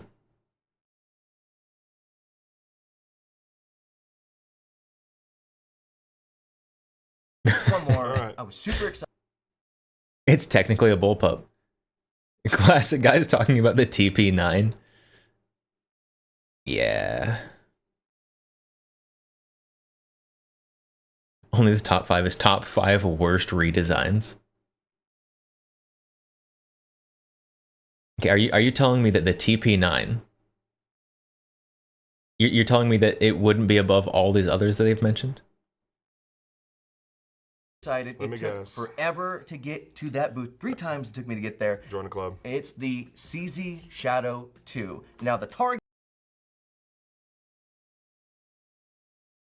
The CG, the CZ Shadow 2 has been out for like 10 years or something. Version, excuse me, sir, that was a little rude. I'm sorry. I'm just saying. 6-inch barrel, red anodized, flat face trigger. We do have an interview to cut to with that one as well. So this is the CZ Shadow 2 target. So a little different from the Shadow 2 that you guys I don't hate it. It'd be better if it wasn't red. are familiar with. So when you think any It's not. It is nice and long. previous version of the Shadow 2, you think action pistol shooting. I wish it wasn't Shadow red 2 though. target, it's more geared toward the bullseye. I'm not a fan of the which means that the like feature set's cherry gonna be a red. little bit different because, you know, as we all know with CZ competition products, they're very, very specific. Yeah. And that's what makes them so great. So Is this number? Okay. No, we're still in honorable mentions. I think we've got like 6 more I'm gonna honorable work my way mentions down from the left. top. Sure. So we offer this in a 5 and a 6-inch version. So Less 6-inch red, we've as in we've never no done red. Before, so again, it's very cool. I don't know why I very hate new. I've never like a seen bright that from red CZ, so much very on long guns barrel. specifically. I mean, in person, Like the CZs that have like the blue, I'm fine with. Like green, okay, whatever. But as soon as it's red, like it gets cringe, and I don't know why, but I don't like it. it looks long, but it feels well balanced, I will say. Yeah, absolutely. And the recoil impulse on it is very, very nice as well. Oh, I bet. And you know, a lot of Oh, it is never mind, attributed to that's- the added weight up front. But That one right there starts is taking out a lot of before time. anything else is done to it. And of course, you're, 6 inches, man. It looks different than everybody else says. I understand. Cool. But I hope they really do make an optics ready version of it because that'd be really cool. Oh yeah, no matter what, I want to get out there and I want to shoot it. And Give you rolling in purple number and- 1 was one now. Number 1 is staccato. They're gonna talk about the staccato for over 10 minutes. After they called the TP9 a bullpup? That we kind of didn't see coming. What is it called? It's The Glockato? Yeah, but really it's the Staccato PhD that accepts Glock mags. And it has like the no rear backstrap. What do you mean you didn't see this coming? Staccato's been talking about it for months. Safety. Platypus. I mean, it kind of resembles that. That was my line. I'm sorry, my bad. So Anyway, Did they list Yeah, two? moving They on. did. But They yes, a listed 2 Staccato 2011s. that takes Glock bags with no backstrap safety. and that nice grip angle. Yeah, 17 degrees to be exact. You know what? Roll the footage. Yep. This is a new direction for us relative to the 2011 platform. Really We coming already from watched an that end video. user requirement. End user kind of asking us, hey, It's could you a staccato that's got a funny placed rear sight and takes Glock mags. You won. You did. You won.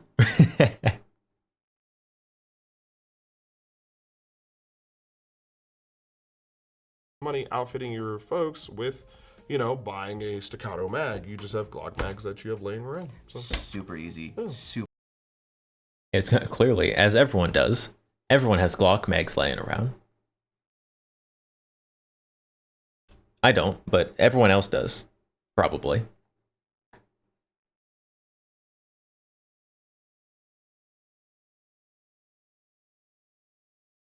And my guesses were way too exciting. I did guess 3 of them, I think. I guessed the Kimber. And I guessed the Canic. Oh no, I just guessed 2 of them. I guessed 2 of them right.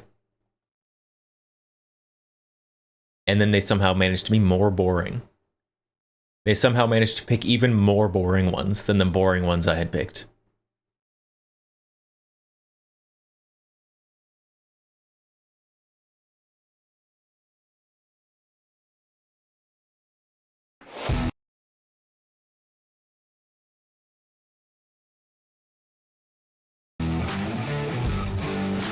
They also... Chat, guess what? We get to judge them even more. What's my list? My top 5 pistols. So the actual, like, pistols at SHOT Show, super disappointing. Not much happening. Obviously, this is a no specific order. This is not an ordered top 5. So the MKE 308s, the HKE 51 clones, definitely going to be there.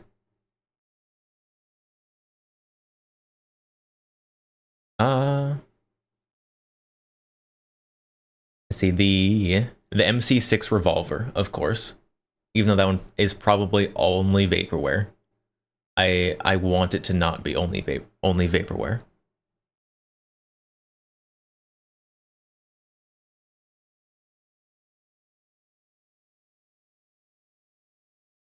What other pistols were there that I really liked? Kind of a bad year for pistols, honestly. Do those MKE really count as pistols? No. But legally they're pistols, and so I'm going to count them.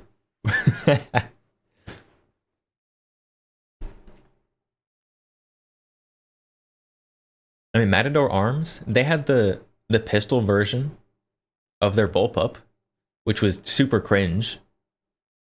Because the rifle one's obviously better. The Bear Creek 8.6 pistol. Oof. I feel like when the Bear Creek gets into your top 5, it's a rough year.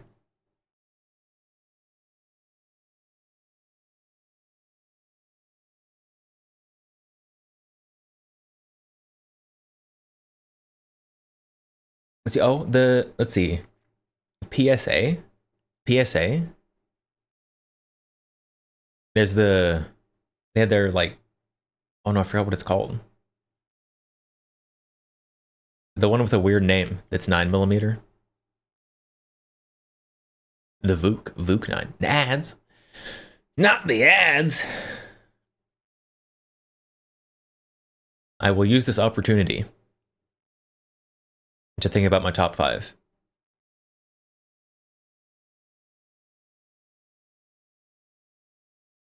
It's not working very well.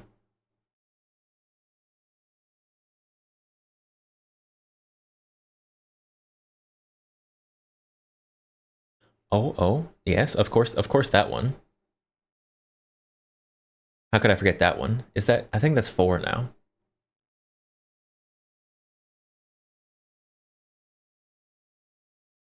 Oh no, I don't know what my 5th is gonna be. It's pretty bad year for pistols.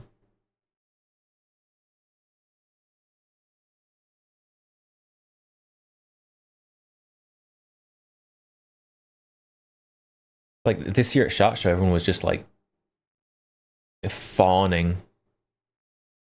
Everyone's fawning over mediocrity and people doing the same thing repeatedly.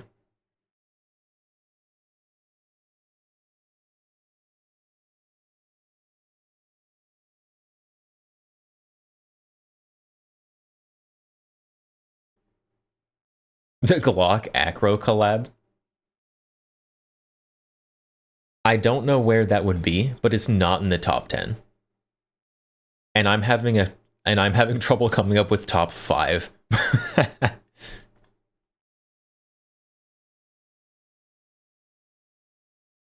Oh, I forgot about the pirate gun. Yeah, pirate gun. So, okay.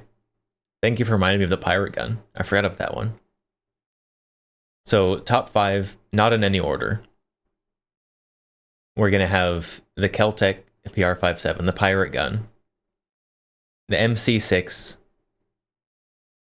the MKE HK51 clone, and I forgot what the other one was going to be.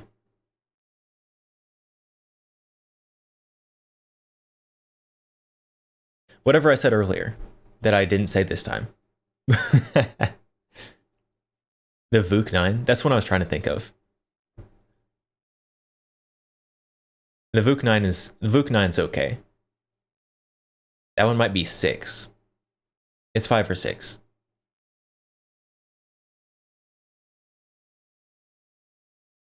Alright, so, but classic firearms. Top 5 rifles at SHOT Show. Wasn't VOOC 9 just part of the poll? It was. But it was at SHOT Show. They had him there, so it's okay. They had one of them there, I guess. So, classic firearms, top 5 rifles prediction. There's a lot more to pick from here. So I think obviously they're going to choose something cringe, like the new Henry rifle.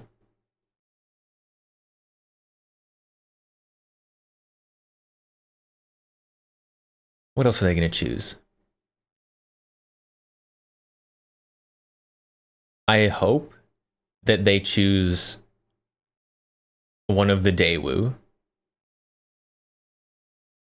I don't care which one, just one of them.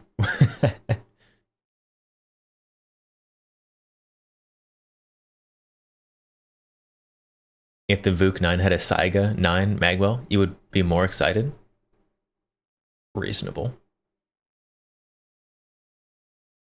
You'd be surprised if they choose even one non-cringe rifle. So obviously they're going to have something Sentry in there. They're going to have some kind of Sentry AK nothing. Some nothing burger in there. Actually, who's hosting? Oh yeah. Okay, so we're gonna have a bunch of absolutely nothing AK from this guy.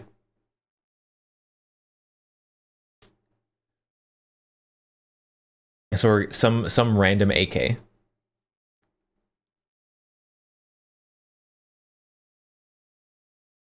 What else? What else are they gonna choose?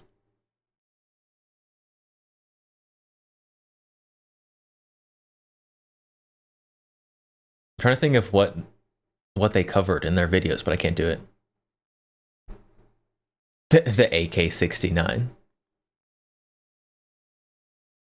Clearly they're gonna have the new Henry, almost definitely.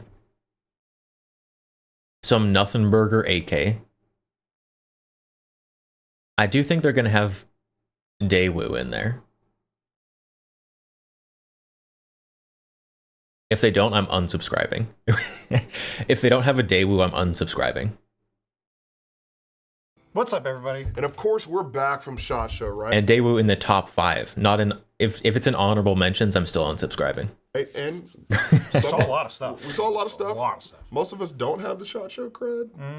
Some I kind of do. Yeah. kind of do, but it's all good. And of course, we had to talk about our top 5 rifles that we saw at SHOT Show. Now, because there was so much to see at SHOT Show, we kind of slipped in a 6th one here. So we'll slip in, yeah. But you know what I'm saying? We'll let it slide. So you slipped in a 6. It's 5. You had like 6. 8 honorable mentions in your other one. In there. But anyway, yeah. So, starting out solid at number 6, number 1 gun in the show. Yeah. But we put on our number 6, the Geissele King Hunter. Yeah. The what? So, it was a cool bolt gun. I mean, of course, 100% made by Geissele.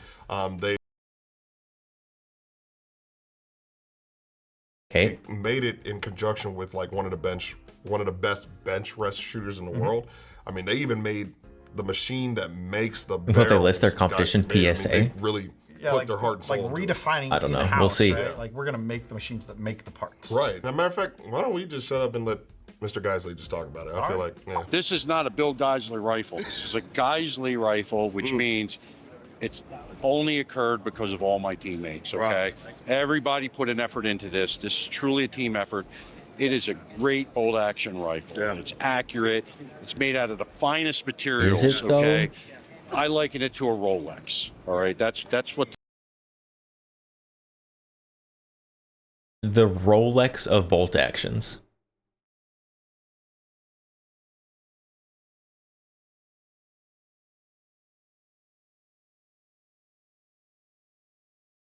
Bold statement. This rifle is here. It's not built at a price point where we're trying to meet a certain price point. Finest materials, the finest heat treatment, the finest coatings, the design that this rifle has into it. Oh my, the eye contact on this guy. Oh my goodness. This guy's staring into my soul. Jeff Pinehart, one of the top bench rest shooters in the United States, helped me completely with the design of this. There's a lot of secrets from bolt guns. So the man to really do a deep dive into this is our Director of Engineering, Matt Sibio. Yes, sir. He will give you all the details here. If this guy has as good of eye contact in person as he does with this camera, oh my goodness. This guy's an introvert's worst nightmare. And fill you in. And when you get a chance to handle this at your local gun shop, you'll see it on the rack, pick it up, you'll know right away it's a Geisley, and you'll know what you're getting with this. And Jason, I appreciate you talking to us and showing the world our gun. Thank you. All right, turn it over to Matt. Yes, sir. Well, we'll just go down this one. Yeah. They're the exact same guns. The only thing different, and once we get down there, I'll show you a couple differences. He can make eye contact with the person standing behind you. It's an actual brake. I think shooting something that's coming up with this kind of velocity is much more comfortable to shoot with a brake or a suppressor. Right. But the gun will come with a thread protector as well. So if you don't want the weight hanging off the front, you can take this off. And we have a thread protector in the box. I don't think I've ever seen someone make such intense eye contact. And again, we made a Hux and not even so in person. Right off the shelf, buy a suppressor, throw it on. I highly recommend. Chat. This is two guns. The Smith & Wesson last time and this one this time. You can just put a suppressor on it. This is truly, truly revolutionary technology.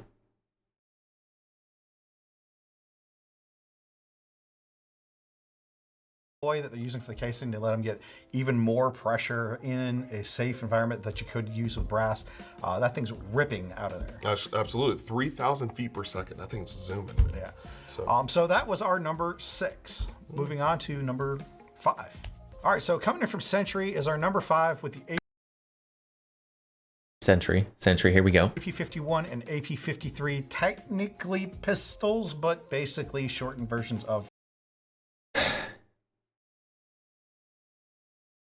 rifles. Okay. Get it? Good, because one's 5.56, one's 308. So different flavors for your saver to have on that one. I like it. I know 5.56 one looks kind of cool to me. I mean, I'm just saying. Yeah, I mean, so, the HK53 is kind of like a shortened version, a modified version of a G3 rifle. Yeah.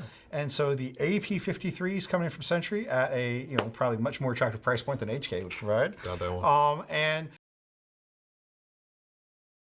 yeah, that's because it has a price point. It's because we can't get them from HK. Yeah, I mean, obviously a lot of people really enjoy kind of the G3 platform, HK style firearms, that roller delayed action.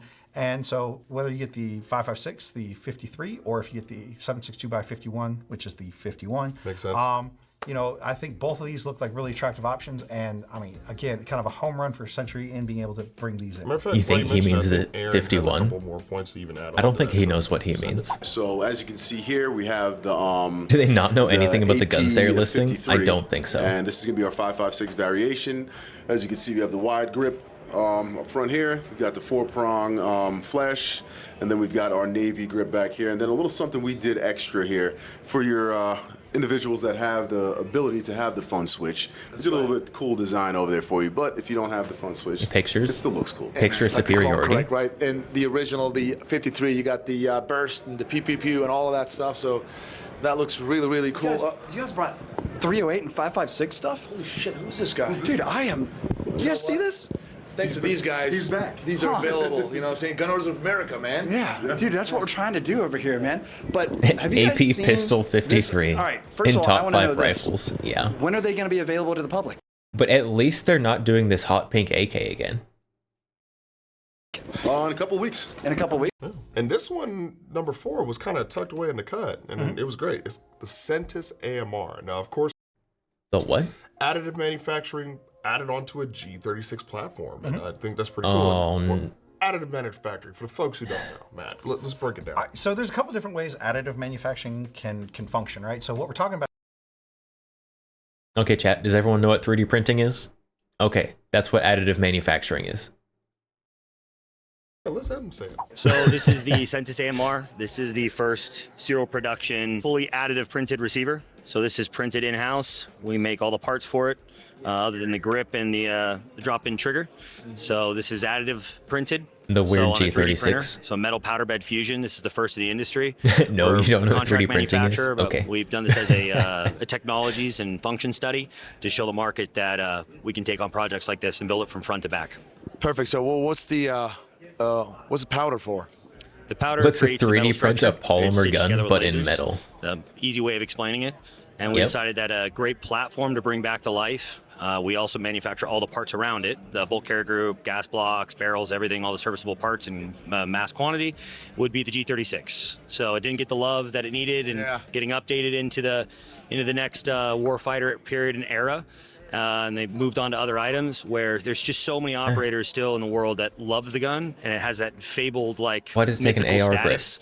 So why not make it ambidextrous, have better That looks gross. At least put one on there that doesn't look bad. ergonomics, be more usable to be able to put on whatever optics or PEX systems that you want. And that was our goal, is to make this design more ergonomic. Talking about tucked away in the cut. Yeah, okay. Insight was down in the dungeon. Oh, wow. And I was combing down there, Insight? and I was so happy to find them, because this is exactly the kind of thing that I wanted to see. Insight is creating a wholly US-made SVD Dragunov rifle. Whoa. I am super excited about it. So a couple things. One, if you were to go out and try to buy an SVD right now, you're looking at probably around like $7,000. Okay, I probably wouldn't have put in the top $9,000, 5. to That's get at least a reasonable either choice. Chinese or Russian one. This one, they're shooting for a price range around $4,000. It'll be all new parts. You could don't put one of have those to worry about all featureless these grips worn on. You out, could put no a cert parts or anything. a fin grip or one of those like 100% new US-made parts. They're going to focus on 80-degree let's grips just on it. Kind of cut to the interview, and we'll see what he It's our version of the closest to the original as we could possibly get, and all made here.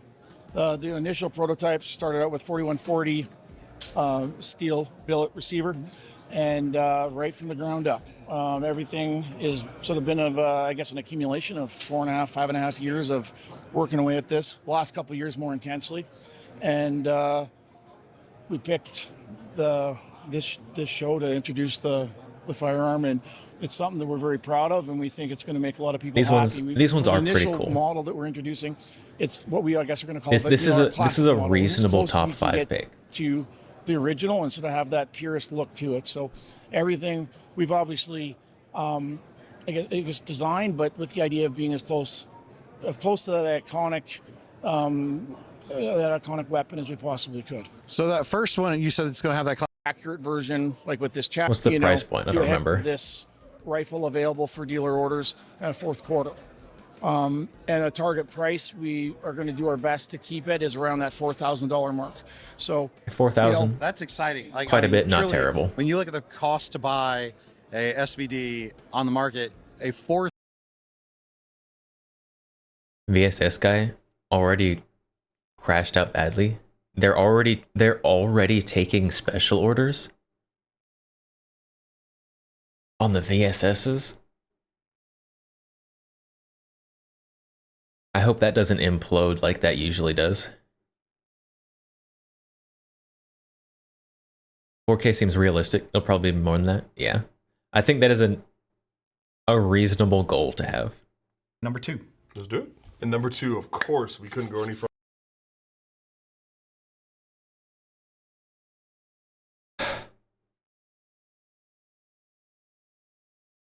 Is number 2 really going to be the gun that was released like over a month before SHOT Show?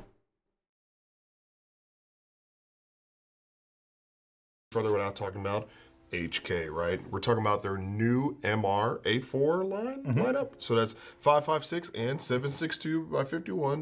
Yeah. Let's roll on. We haven't hit Daewoo yet.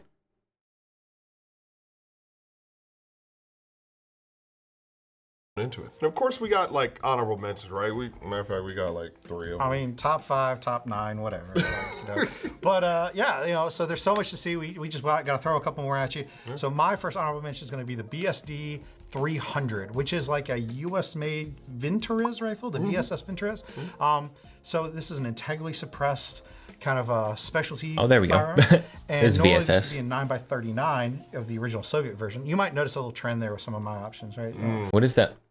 But this one's going to be in 300 Low blackout. poly So version. 9x39 is kind of the Soviet version of 300 blackout. It's the Right. made to be suppressed, larger, caliber, heavier projectile, and so we're just adapting it to the American larger projectile, heavier projectiles made to be suppressed. In a rifle caliber. Love it. And so obviously for the Should've US just made it market, 9x39. we're gonna get a hold of 9x39. So it really makes a lot of sense that if you're going to produce a rifle, it'd be in 300 blackout.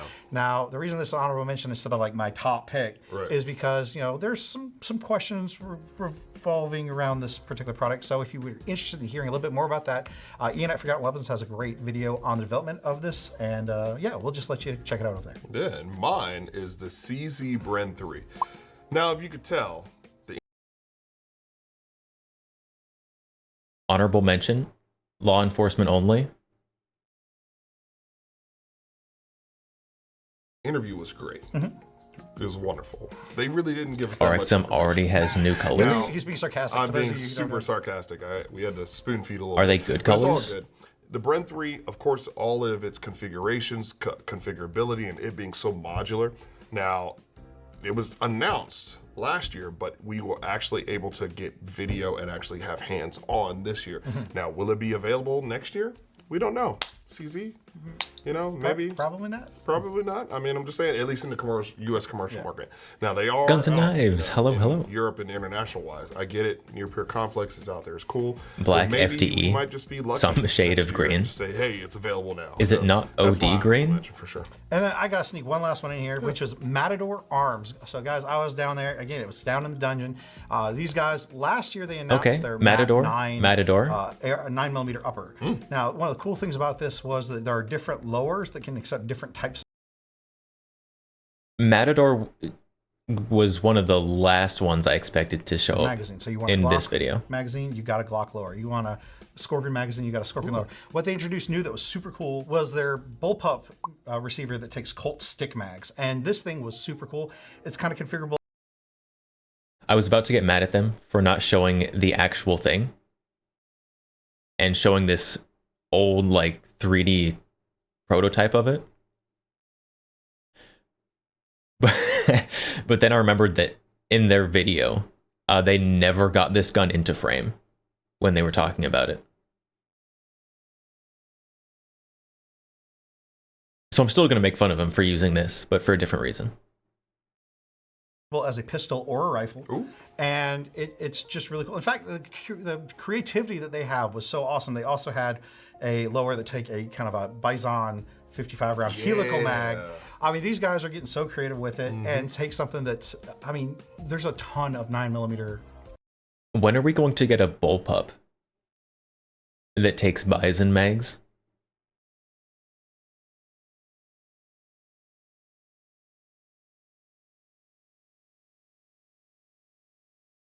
We have number one. Okay, so is number one going to be Daewoo or a tactical lever action? I think those are the two choices we have. Those are the only two choices they could pick for number one.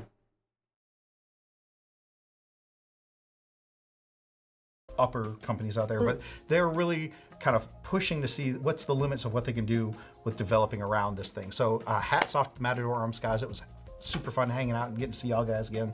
Those are the honorable mentions, man. Yeah, I think, well, we've already mentioned all that. Let's just roll into number one, bro. All right, let's do it. Top pick? If this isn't Daewoo, I'm unsubscribing. All right, guys. So number one with a bullet is going to be SNT Motive's re-release of the Daewoo K2. Now, I use the word Daewoo just so that people understand what I'm talking about, because did they just say Daewoo K2 and then immediately show a different gun? Technically, Daewoo does not exist. They are now SNT Motive, but there it is in the background. Excited to see comeback of Daewoo rifles, specifically the K2. So some of y'all have commented down there in the comment section. Y'all guys missed the Daewoo. What if it had been T48? Dudes, if it wasn't Daewoo, that's unsubscribing. Go down and interview them. I interview them for the possibility of a standalone video. But you know what? We're going to give y'all some clips here so you can see the interview. All right, so I definitely think it makes the most sense to start here with what I think is going to be the rifle that most people are going to be the most excited about, which is... Wait. I think we need to take a moment to appreciate this achievement that has just happened. We got through a top 5 classic firearms rifles video, and there wasn't a single tactical lever action.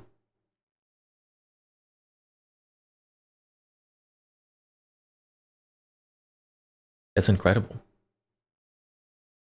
Is the K2S, the semi-automatic version of the K2, and you know this is a 5.56 semi-automatic rifle, gas-powered. It is a gas piston. Gas piston, yeah, long stroke gas piston, I say, yeah. And you know, so there's similarities in aspects of the rifle to both the AR-15 as well as the AK-47. So of course the long stroke gas piston is the same operation system as the AK-47. Your picks. But if we look down here at the controls, Type 100, there's a Dragunov, lot of similarities here. T48, AKB-23, Daewoo. The bolt release. You know, even the pistol grip is fairly similar to an AR-15. They give a shout out to a bolt gun. They didn't give a shout out to a bolt gun. A bolt gun was on the list. Of this machine gun at that time, you know, it's like the government, it's just forced us. You know, government require have a Korean rifle system, our own rifle system. So all that the smart people in Korea get together and they study like 5-6 years. And then in the time of 1980s, AK rifle system and M16 is much more popular. And then they got all this information. You want a hot rifle system? And they developed Me too. the K2 rifle system. Yeah. Yeah, and so I think it's interesting because we've seen a lot of development with a lot of platforms where they're going to a gas piston rotating bolt system, and the K2 is kind of like one of the original adopters of that kind of combination, right? So Korea was originally using kind of M16A2s, and they were kind of originally provided by the U.S. Then Korea was making their own, but like a lot of countries, you don't want to rely on foreign developed technologies, especially for your defense. Oh no, what is that? And so it's amazing that you know you came up with this platform. Again, I think there's a lot of excitement because there's been quite a long time since the K2 was available on the U.S. market, and we got to have a lot of people who are very, very excited to get their hands on it. Yes, I mean, this one has been used by Korean Army 40 years, but from 2016, we updated it. We have updated K2 rifle, and this is called K2C1. So Picatinny rail on it, and then you can put on all the dot side or the. I need one of each, please. And so now this one is currently used by Korean Armed Forces. And you know, I really enjoy the. It'd be cooler if Korea didn't use even the AR down buffer to little too, things but like there being marks for the adjustable stock, it'll be okay. so that if you know a certain length of pull that works for you, and you hand it to somebody else, they move your stock. You know, you can go right back to the same setting. The rear sight looks to be removable on this. Is that? Yeah.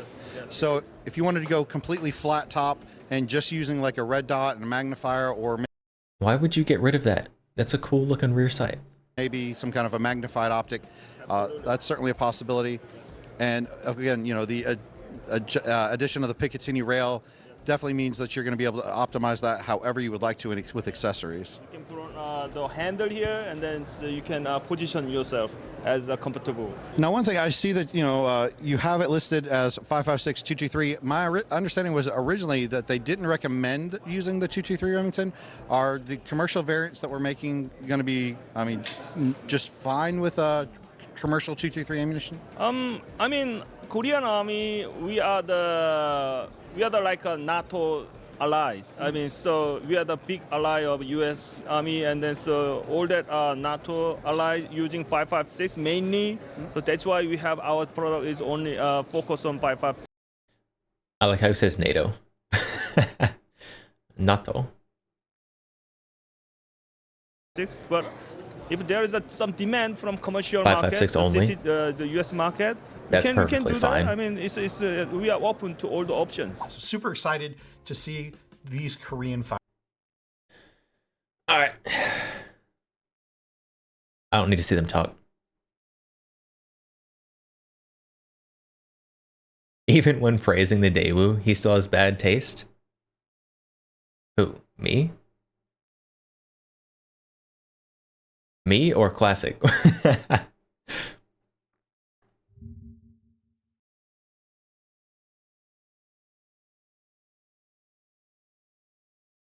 What on earth is that?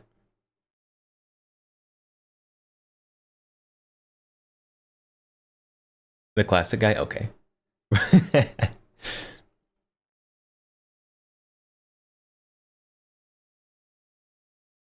Is this a helical 762 by 39?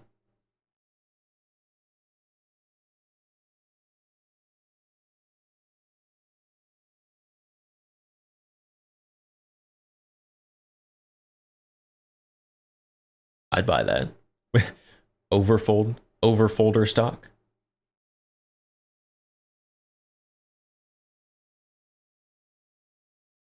Oh, 545.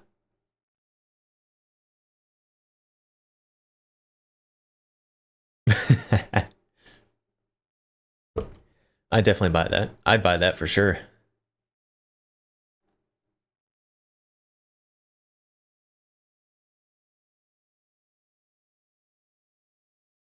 Is that hooked onto the back of a bayonet lug there? Is that... That'd be too far back for a bayonet lug.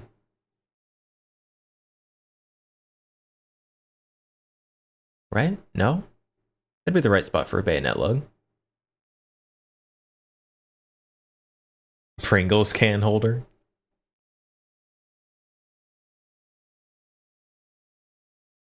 This is, of course, if it actually works. Or is propaganda piece. It can be both. It can be both.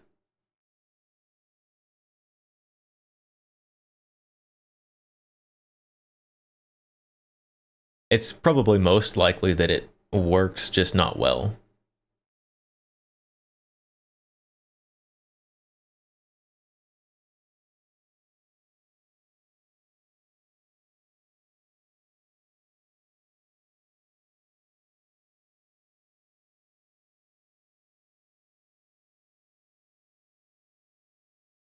North Korean RPG rifles are funny. Oh, I'm scared. I'm scared to look that up.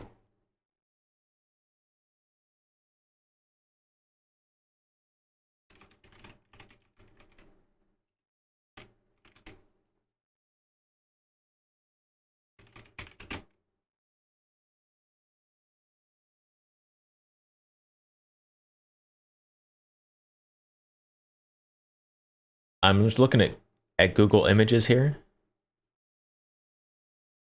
They don't look that strange.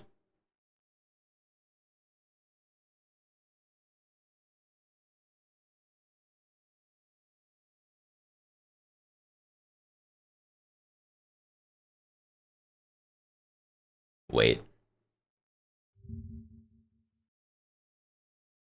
Wait, what? Hold on.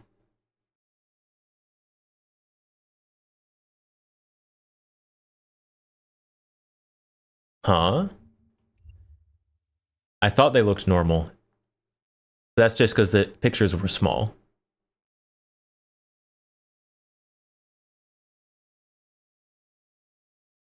Excuse me?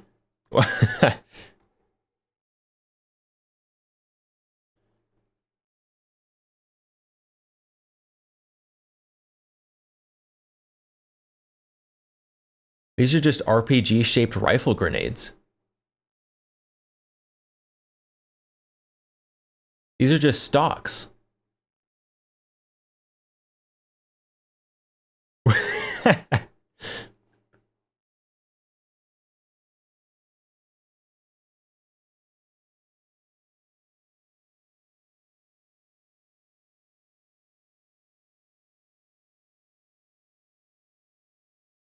It has a charging handle.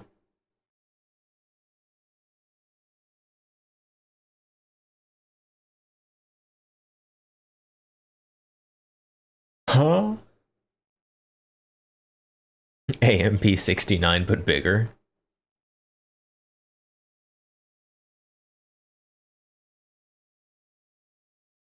North Korean troops are so strong they don't need backblast. These are just big rifle grenades. They're just made to be shaped like an RPG.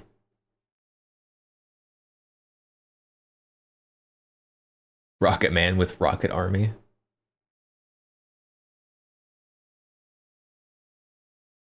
And do any of these actually work?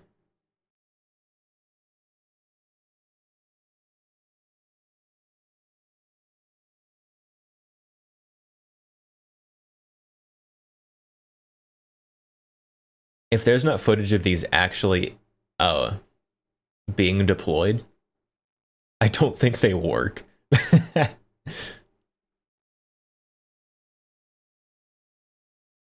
Like,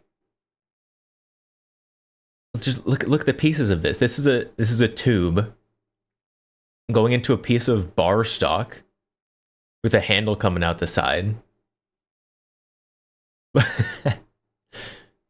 You've got like a 2x4 rough sculpted stock.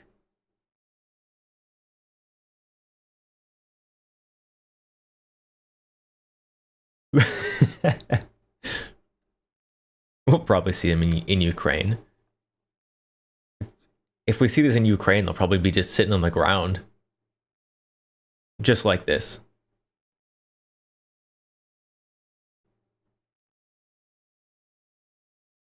Military FUD looking RPG. We've got another picture here. Also small.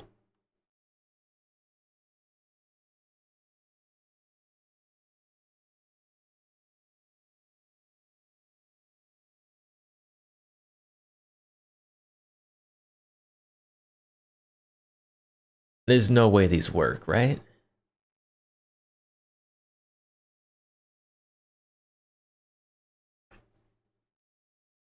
North Korean artillery shells are blowing up Russian artillery guns because their quality.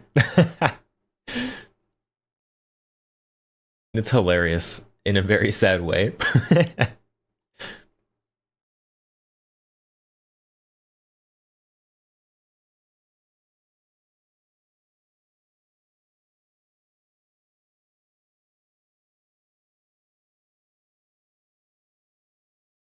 That's all that.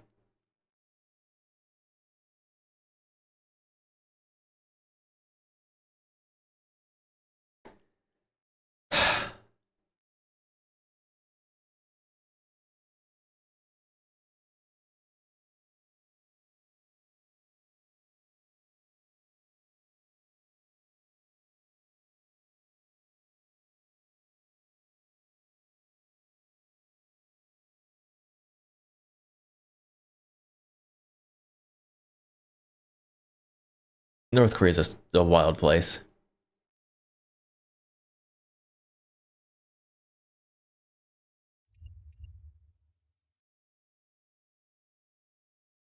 North Korea basically isn't real.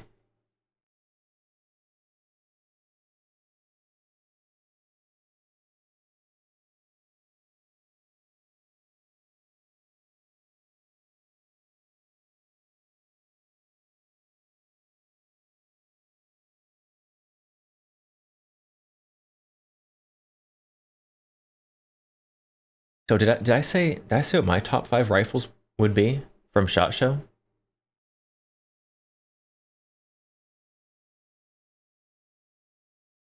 What would they be? So obviously the Bison clone. The good one, not the Stizen.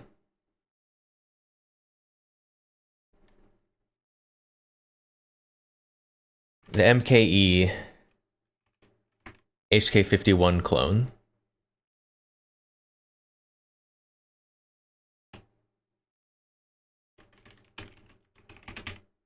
Matador Bullpup. This is in no specific order, by the way. We're not ordering these. The Vuk. The Vuk is not in my top 5. And the PSA 50 BMG. Not the GM6. New GM6 importer and manufacturer.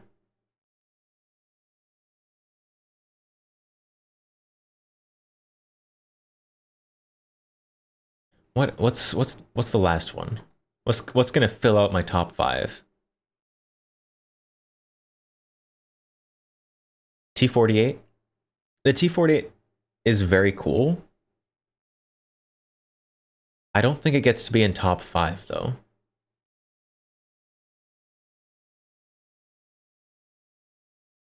Because it's cool. The top 5 are all things that I like actively want to buy. And that one's super neat.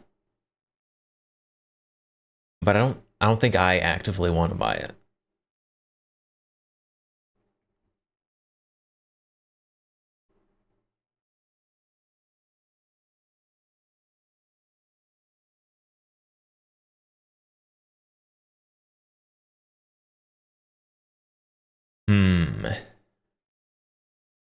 Oh, maybe we do put it up there. Just because I can't think of anything else off the top of my head.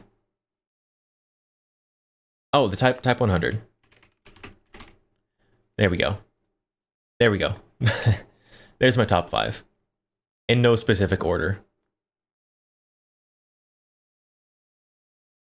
So the Good Bison clone, the MKE HK51, Matador Bullpup, GM6, which is not a new gun, but they have a new importer, and theoretically, coming soon, a new US manufacturer, which is a little cringe, but if it makes them cheaper, yes please.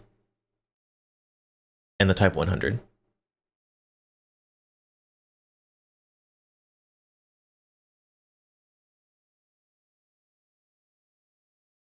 That's my top 5.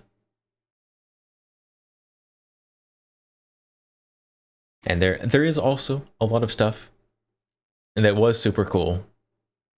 There's a lot more in the rifles. I did put the MKE HK51 there. Because if I got it, it would become a rifle.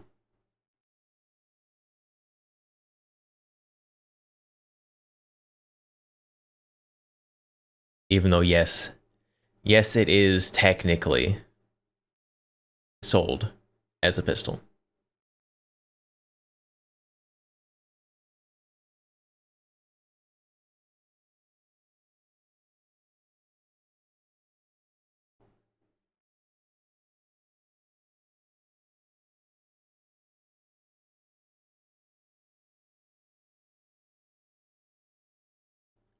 Oh.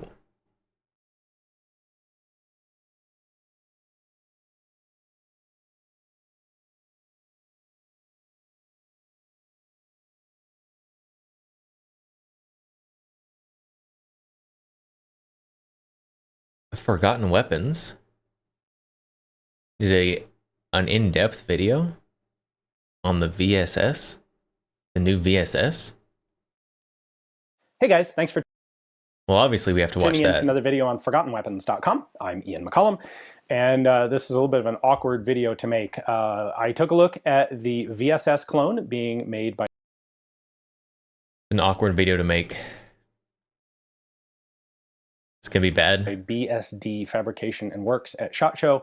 I was not planning to publish anything about it because of what I saw. I figured I would just let this one go because my gut feeling is that we will not be seeing a lot from this project in the future. However, it is getting a oh no. tremendous amount of traction online from a whole bunch of people at SHOT Show who took a look at it, who didn't take it apart, and I think who didn't know what questions to ask or what things to look at on it. What they saw was a nice looking copy of a VSS, and we're told that they were going to be available at a high price. Oh, he's about to just rip it a new butthole, isn't he? 12 months from now, and they got very excited about it. And I totally get that, because I would love to have a VSS. I think it's a super cool gun. I think there is absolutely a market for them in the United States as reproductions, but I'm not confident in this particular one. And, well, BSD says they're not going to take people's money in advance for pre-orders, which means no one has anything to lose from this.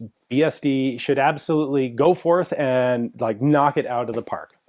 As I told them, a bunch of great things have been done by people who were straight up told to their face that these great things were impossible, and people went and did it anyway. And I will be absolutely happy to totally eat my words in 9 to 12 months when BSD releases functional production VSSs. I would like nothing more. But when I was done at the end of our chat and some filming, they told me they'd send me one, and I refused it. I will absolutely pay for one, absolute full retail price, as soon as they're ready. And I mean that fully. But I mean it in part because fundamentally, I don't think that I'll ever have to make good on that promise. I will, but I don't think it'll actually come to that.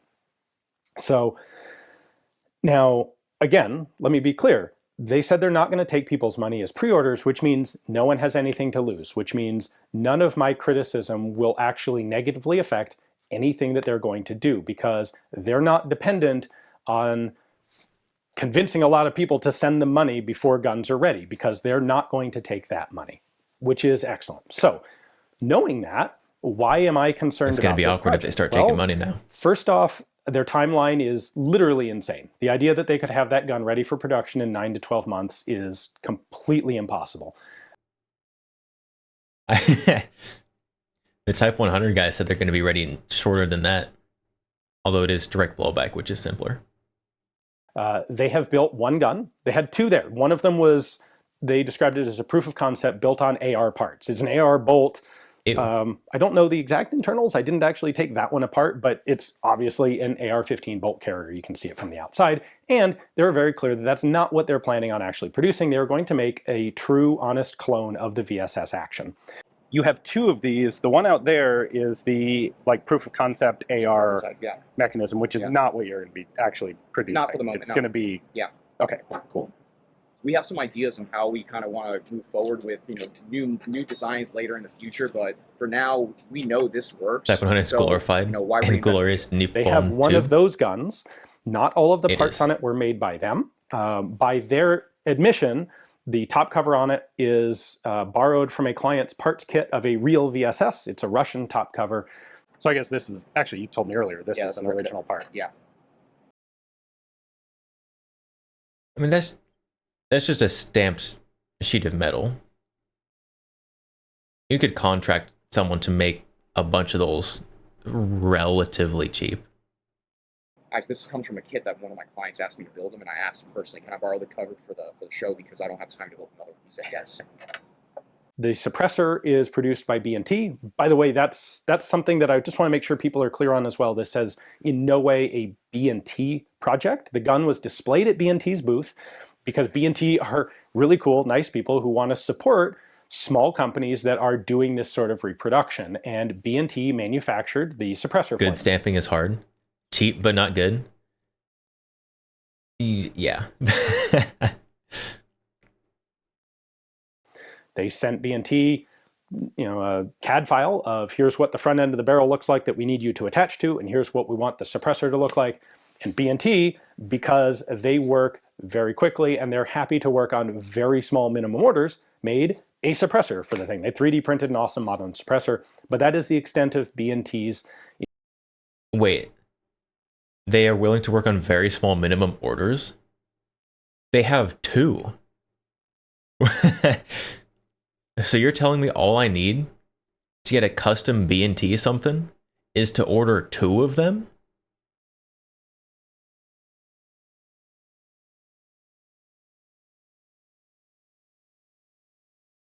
Interesting.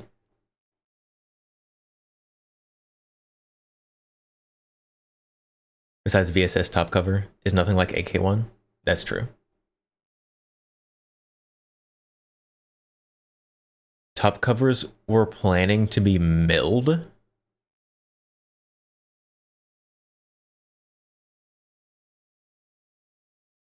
But why? But why? Involvement with this project. They don't know anything about its development. It's not theirs. They're not selling it. They're not involved in it. They just made a suppressor to order for that gun. And were nice enough to let it be displayed in their booth, because a little small shop like BSD is going to have it's going to be very expensive for them to get their own booth at SHOT Show. So with that aside, stamping is hard to do. The top cover was not made by BSD. So stamping is hard to set up. Once you get it set up, it's like the easiest thing ever. That's why a lot of Russian guns are stamped. Because it was the easy way to do it once you got started.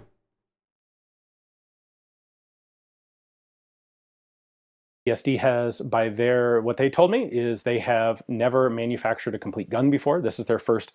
So milling is cheaper and easier if you have a very small number of things you're making, a very small quantity of the same thing. But that flips pretty rapidly once you start making a bunch of something. And obviously that's where that's going to be is going to be dependent on the complexity of the piece and the complexity of the machining that would be needed. And if something like the VSS top cover, I feel like is going to be way more on the machining. Like, obviously it's not a super complex piece,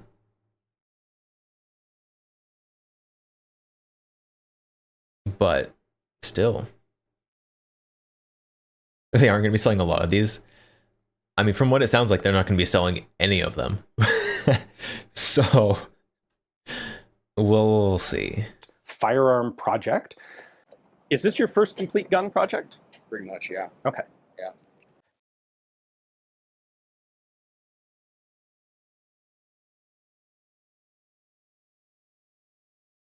First complete gun project.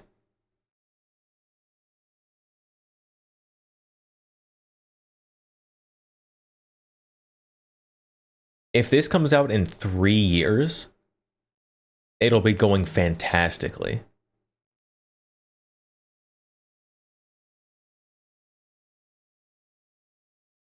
So it's not quite the same for a parallel.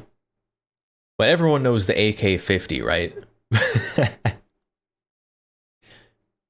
Rechambering a gun in a different caliber. Done by an established shop that wasn't their first gun to make.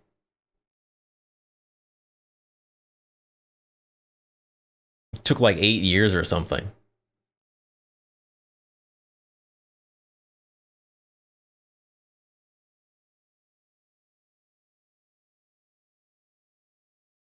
He later compares stamping to folding paper. Folding a metal sheet and stamping are two completely different things. Oh, that's not good.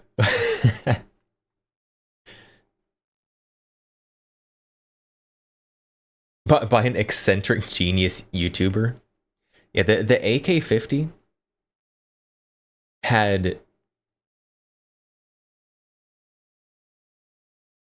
a lot of passion, a lot of eccentricity,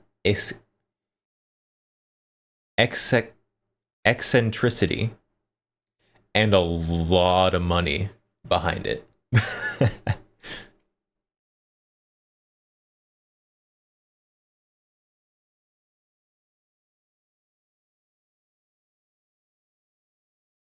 Did he actually work on it? Brandon Herrera? So, the AK-50 project It was a whole company working on it.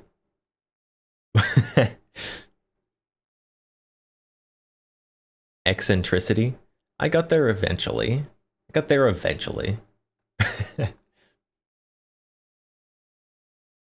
like the AK-50, if you, when it was completed, and we can watch it after this if you want to, he did go back to like the very beginning. And like the first prototype, obviously it wasn't a solo project, but he was very, very involved. And obviously, as it progressed, as his business got better and as his YouTube got better and he had more money, and the team of people got bigger and stuff. Try saying eccentricity 5 times fast. Well, now that I've said it, now that I've gotten it right once, I can do it. Eccentricity, eccentricity, eccentricity, eccentricity, eccentricity. It's just the first time saying it that's the problem.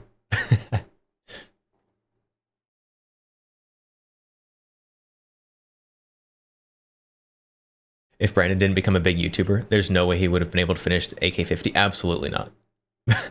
100% no.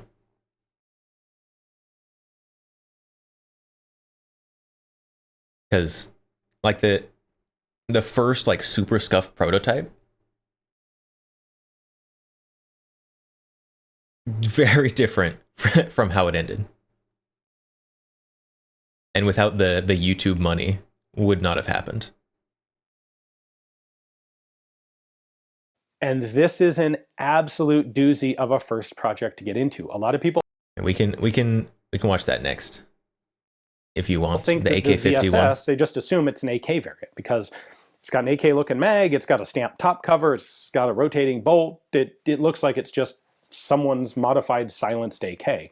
It is not. I have a full video on the VSS. I'll link to it below. If you don't know what the internals look like, go check out that video. And it's completely different. There's literally 0 parts compatibility, interchangeability between an AK and a VSS. The mechanisms are different. So one thing that is easier, if you are doing a perfect clone,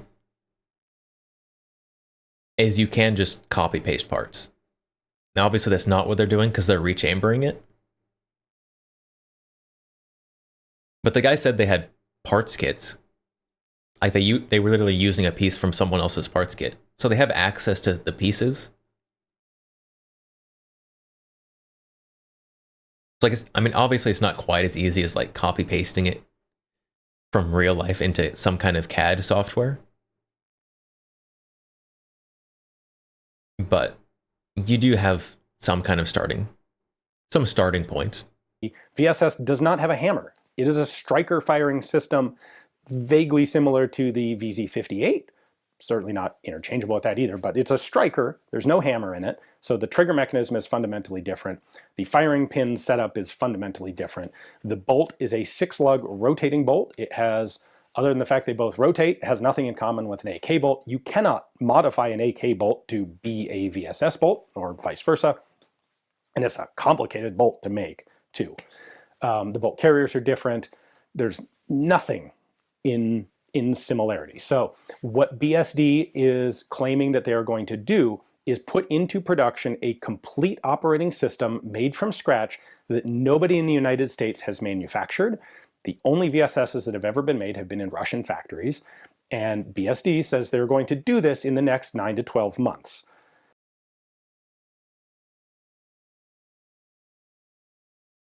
They better have a backer that is willing to dump 7 figures into the production of this thing if they want that to happen.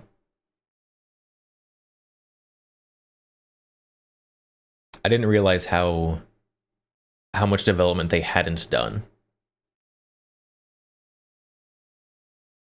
Soviet Union had millions to throw at this, and a lot of technicians to work. This is a small startup, yeah. Now, next bit, if you showed me the parts from BSD's gun and you did not tell me where they came from, I would tell you that these look like they are original Russian production parts. BSD was quite clear, with the exception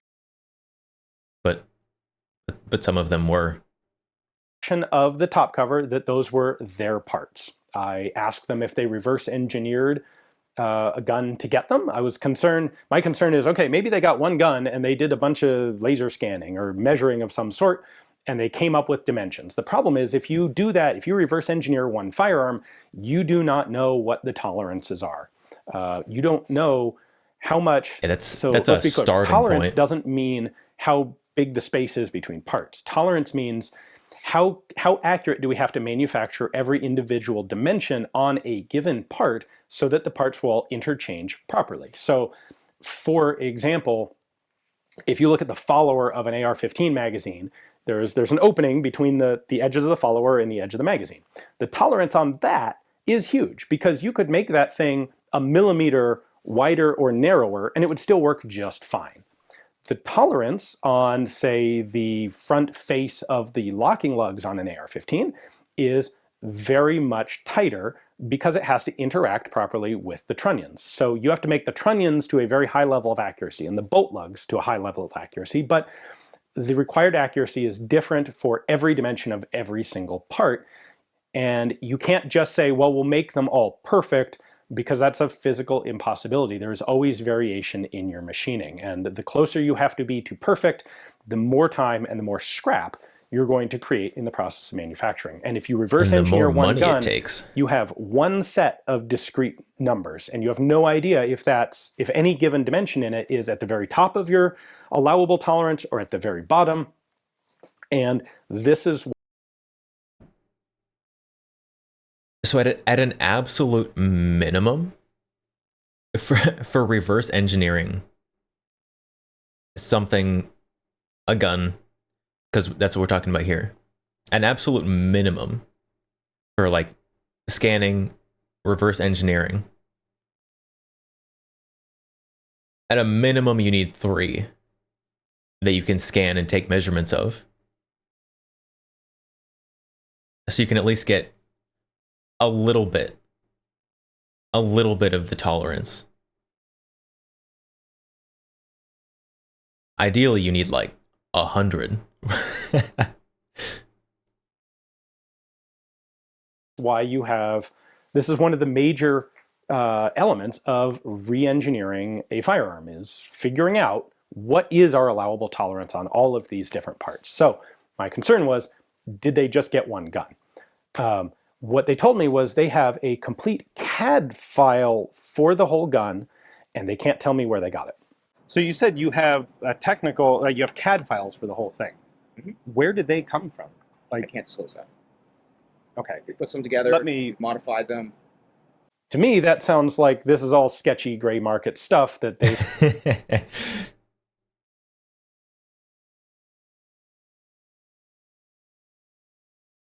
A few VSS kits are in the US. Yeah, I feel like they would need access to all of them.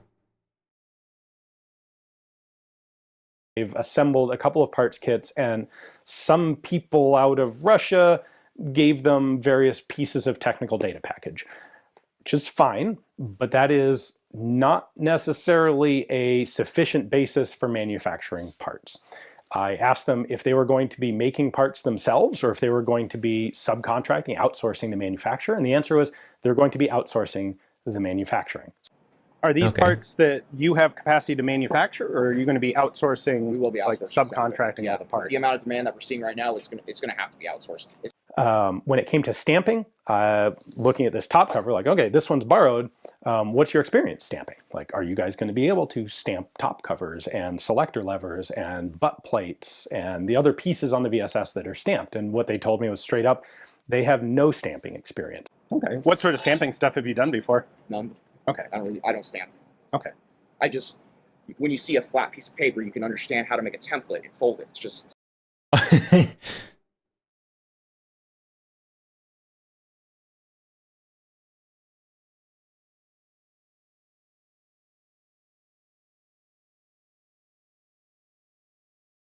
Is this Tommy built? Oh no. This is much different from Tommy built.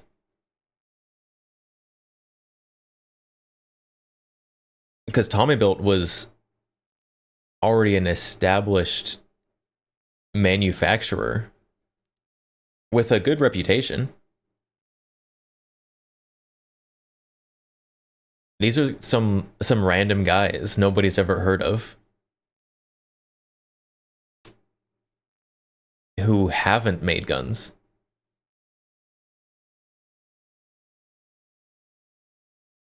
So Tommy built before the T7 absolute debacle.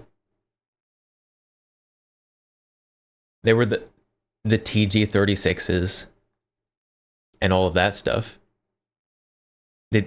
So Tommy built the Tommy built TG36 was the G36.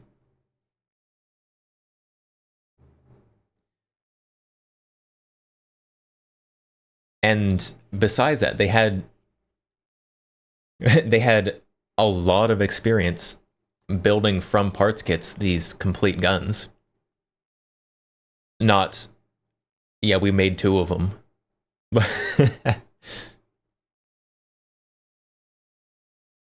Like it,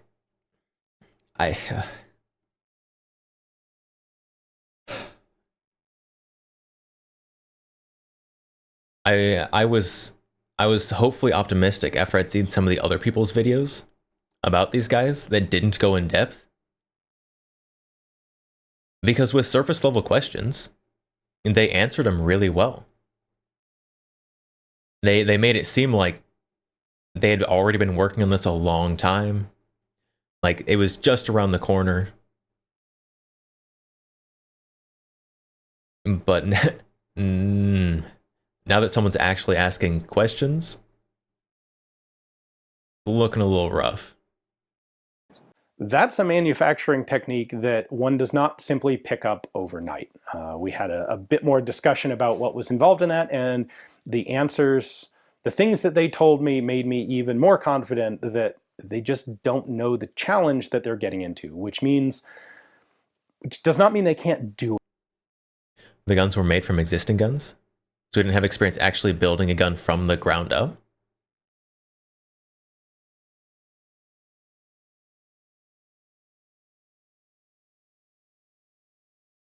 I'm pretty sure the TG36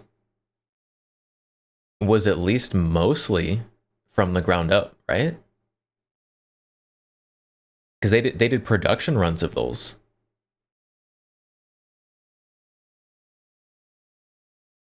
They at least were making receivers and stuff for them. They could have been using, I don't know, some like parts kits internals, but I don't know about that one.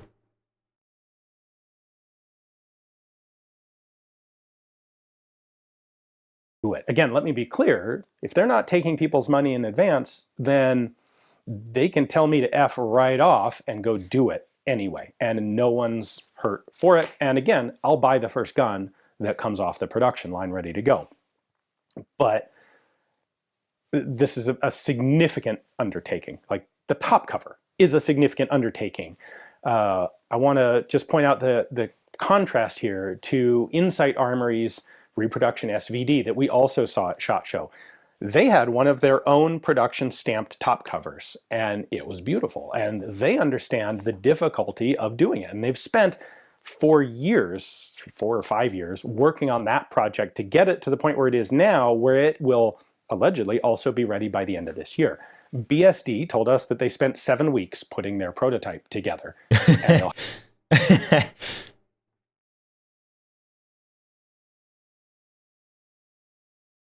That is 6 more weeks than the Type 100 guy.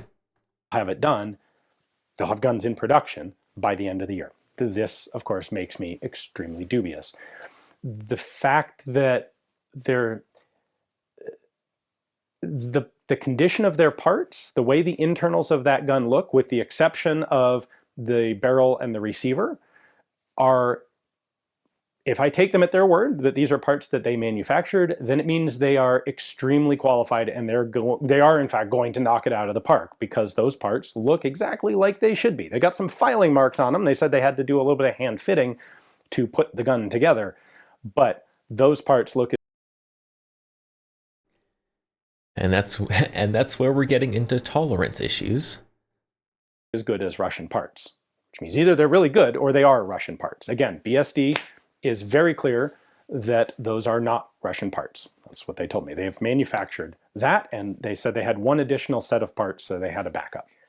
If they had not been very clear that they weren't going to take people's money in advance, the situation, like the hypothetical that I see, that I have seen happen, that we've seen happen in slow motion with other companies and in fast motion with some companies, the scenario that I myself fell victim to once many years ago, which led me to admonish people to never prepay for a speculative firearms project. The hypothetical that I see happening, if BSD hadn't already been very clear that they weren't going to do this, is a group like this, 3 guys, would get very excited by the excitement and the promo and the reaction that they got from displaying this gun at SHOT Show.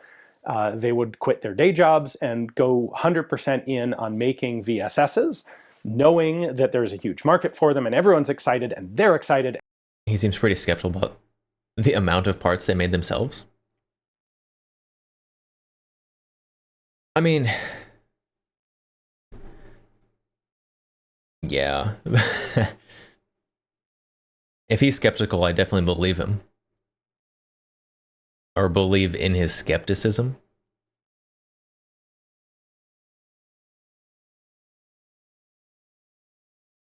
But if they have the CAD files for it, then they could, CNC some, trigger group components and all that stuff. Obviously, as he talked about, they don't know the tolerances for doing that.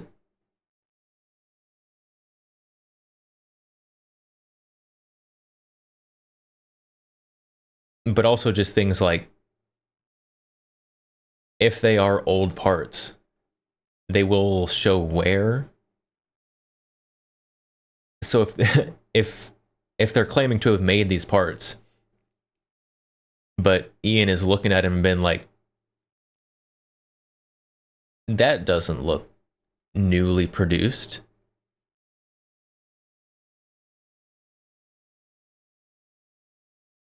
Then they're probably not.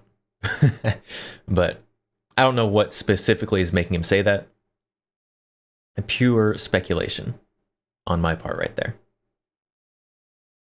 And it's an awesome, cool project, but they're not making their own parts. They're subcontracting them. So they're going to send out CAD files, blueprints for parts to third-party companies to manufacture. And most of the time, the first parts you get back from a subcontractor like that aren't going to quite work. You're going to pay for them because every single part that you subcontract out, you're paying out of pocket. It's not your own time, it's someone else's time, so you have to pay for it. So the first parts that this hypothetical team would get back non-issued would not ones work because they would not. Yeah, and so like a non-issued one,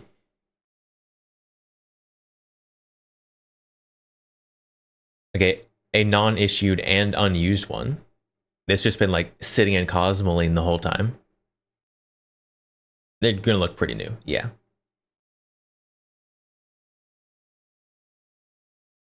But also, like, if there's any corrosion on there at all, probably not a new produced part.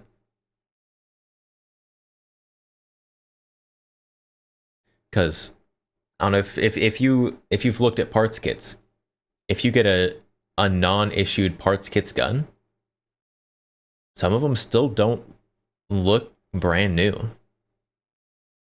Yeah, they're better than the absolute dumpstered ones,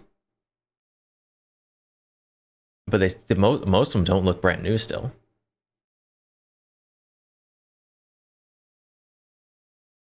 knowing tolerances is not quite as big of a deal if they never intend scaling up production. Yeah, so yeah, this is true. If these are going to be like handcrafted, like one at a time designer VSS, then tolerance doesn't matter as much.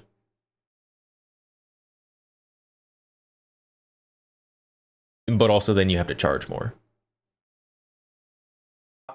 B2 drawings. However, this hypothetical team, if let's say they hypothetically had just a set of sketchy Russian gray market blueprints, well, those probably have some problems in them as well. And so once the subcontractors are making parts correct to the drawings, then the team has to figure out how to fix the drawings so the guns actually go together. That process is going to take a lot of time. It is also going to involve making sure that they have the right metallurgy, the right steels for the right parts, because you're using a different material for, not necessarily for every part, but you're going to have several different steels for different elements of the gun. You're going to have different heat treat regimens for different parts. The locking lugs on those VSSs and the cam lugs are pretty darn small, and they're going to have heat treating and material specs, on the other hand, are pretty important at any scale. That is very true. So it's, if you're just looking for a prototype that you're just looking to fire 100 rounds through, to just be like, hey, our tolerances are good, but this doesn't have to hold up nearly as well as a full production would, then heat treating and hardening and all that stuff isn't quite as important. But if you're going to sell a product as more than a, hey, this part is shaped the right way, let's test it, then yeah, for sure. But also, comparing to the AK-50 again, just because it seems like a reasonable comparison. I don't know how many people were following that closely, but there was one point where they contracted out for a piece. I think it was like the handguard. It was the handguard. Like, they contracted a company, hey, mill this piece, here's our drawings, and the company messed up. The company did a horrible job at making this one piece, and it literally set the project back like 6 months because of this one company that did a poor job with one piece. And so you've got to deal with stuff like that too.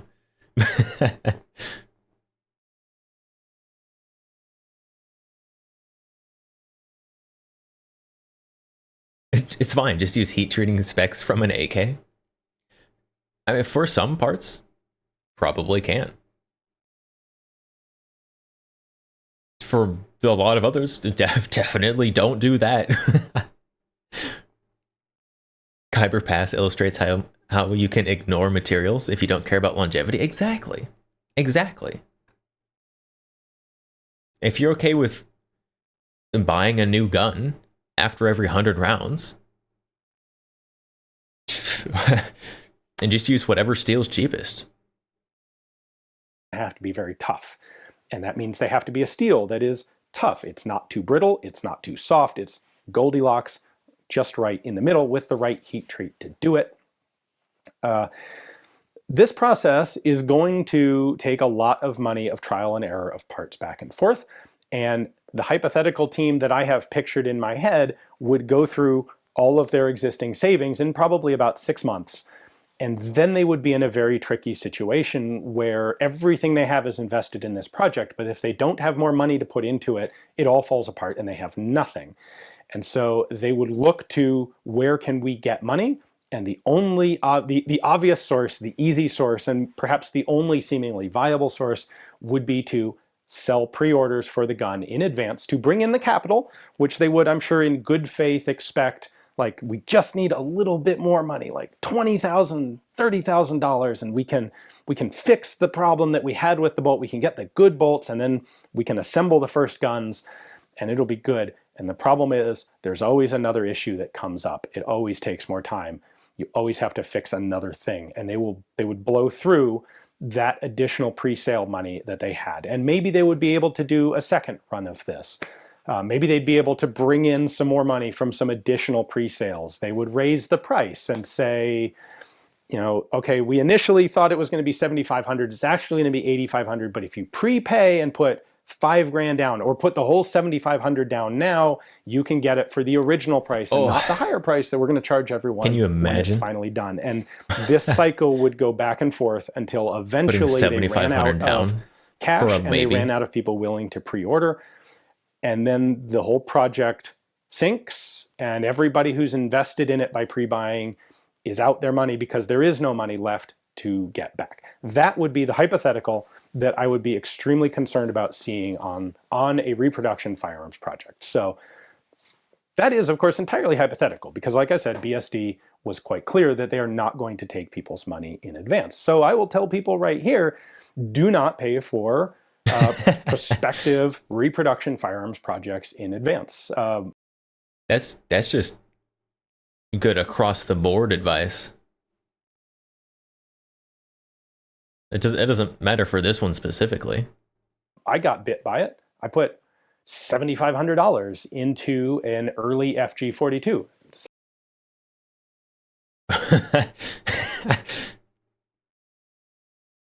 That's what I did. That's what I just said. Why would anyone do that? Has nothing to do with Rick Smith in Texas. His guns are awesome. They came later. I didn't have $7,500 to spend when I did this, but that gun was so cool, and the one prototype sample that they had was so good that I put the money in anyway. And it's gone. Never got it back. The money's spent. The gun never happened. So don't make that same mistake yourself. And when you see reproductions, I'm trying to be better and better about accurately understanding what the likelihood of different reproduction projects is to truly come to fruition and show that to you guys. So if you see people just hyping the gun without anything, without seeing any of the background, always be skeptical. We can always be very hopeful, and I wish BSD absolutely the best. Once again, I will buy their first gun off the line, 100% full retail price, whatever they price it at. But I won't prepay for one, and hopefully you won't either. But it's just I've worked with metal for so long and built different things, not guns in general, that it just became like a sixth sense to like how to just feel when something's right and when it's not right, and then I guess based on that, just.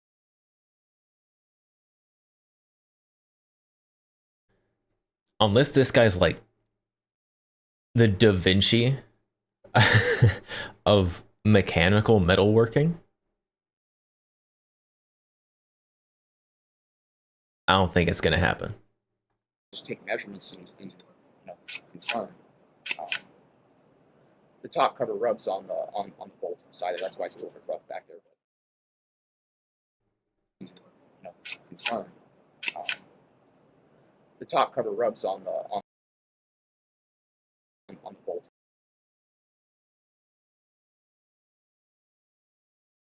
The top cover rubs on the bolt?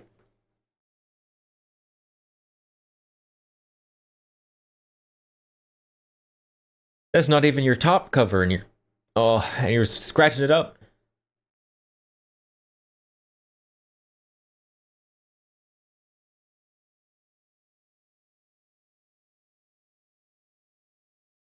Pain.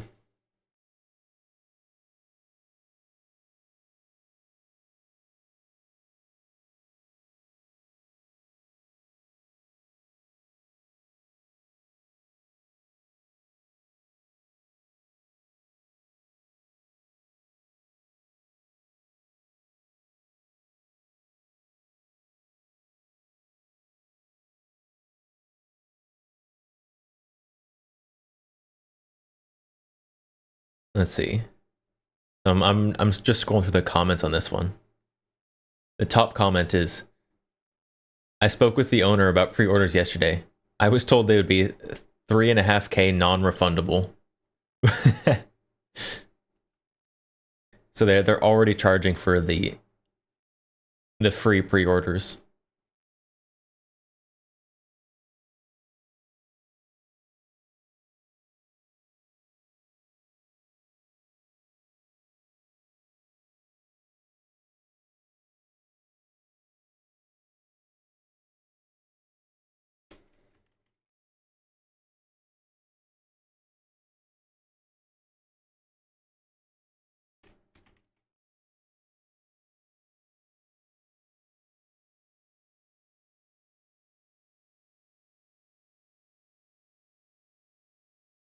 Let's see.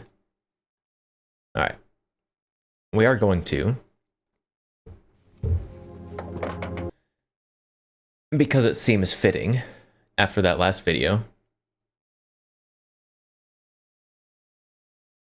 watch the AK-50 video. Which does, I feel like, properly represent how difficult building a gun from the ground up is.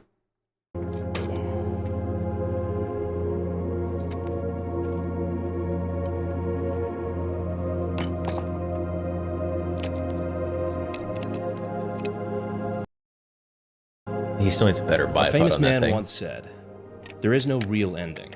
It's just the place where you stop the story." Who said that? What does it even mean? Doesn't matter. I said it because he said it, so now he was famous, and it's basically getting said by two well-known guys. I don't... Tell you what, let's just start from the beginning.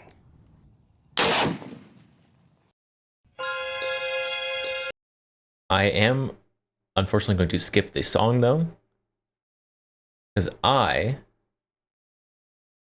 don't know if that's DMCA. My name is Brandon Herrera, and this is my gun, the AK-50. If you're new here, there's a few things you need to know, so let's...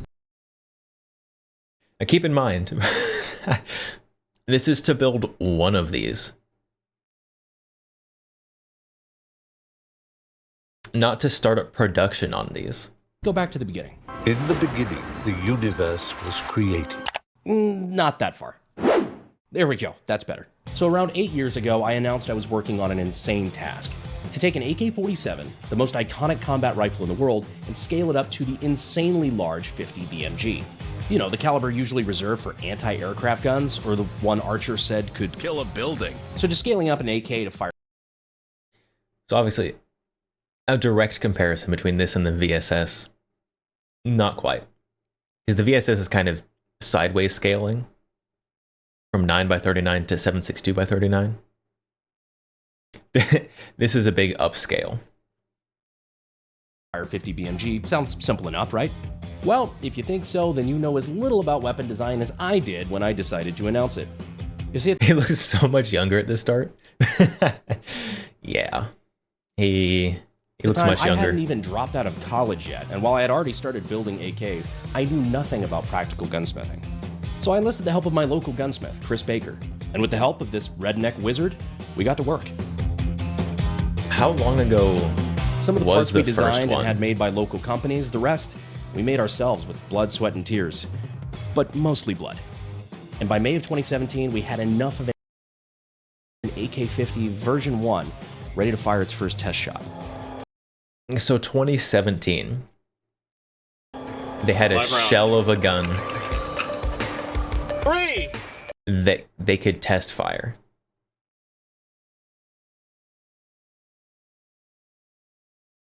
I don't know if you're counting. But that's 8 years for a single not functioning prototype. A single kind of functioning prototype. 2. 1. She's together. Full held, man. So now step 1 was complete. The gun wouldn't explode on its first shot. Congratulations. But we're not building a... This is before he started his company, right? Because he's working with some random independent gunsmith. Single shot gun. We need to make it semi-automatic, so we need to make it cycle. So from there we added the gas system, the thing that makes AKs function. After we added gas, we were able to make it successfully extract and eject its first round. 3, 2, 1. Motherfucker! Motherfucker! Oh my god! God damn it! Fuck yeah! A massive win for something He's that so people had hyped. said was impossible. So much YouTuber Impossible. hype. No, why would that be impossible? I mean, after all, you're just scaling up a 7.62 AK to the point where it would be able to fit 50 BMG, right? Well, no. You see, that's where you run into two different issues. First one being, even though the size of the bullet is getting bigger and the size of the gun is getting bigger, the size of the person using it stays the same size. Meaning that if you just scaled it up 1-to-1, you'd end up with something that looked like this. Not something that's really usable to anybody. Not like you could, because that's where your second problem comes in. That wouldn't work anyway because of something called square cube law.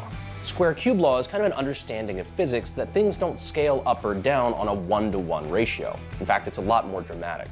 For example, doubling the size of something doesn't just double everything else, like area and volume. Those might correspond by being 4 times or even 8 times bigger. Without getting too fucking Bill Nye on you, a simple explanation of that is why an ant's feet are allowed to be super tiny and an elephant has to have 4 fucking tree trunks to be able to support its weight.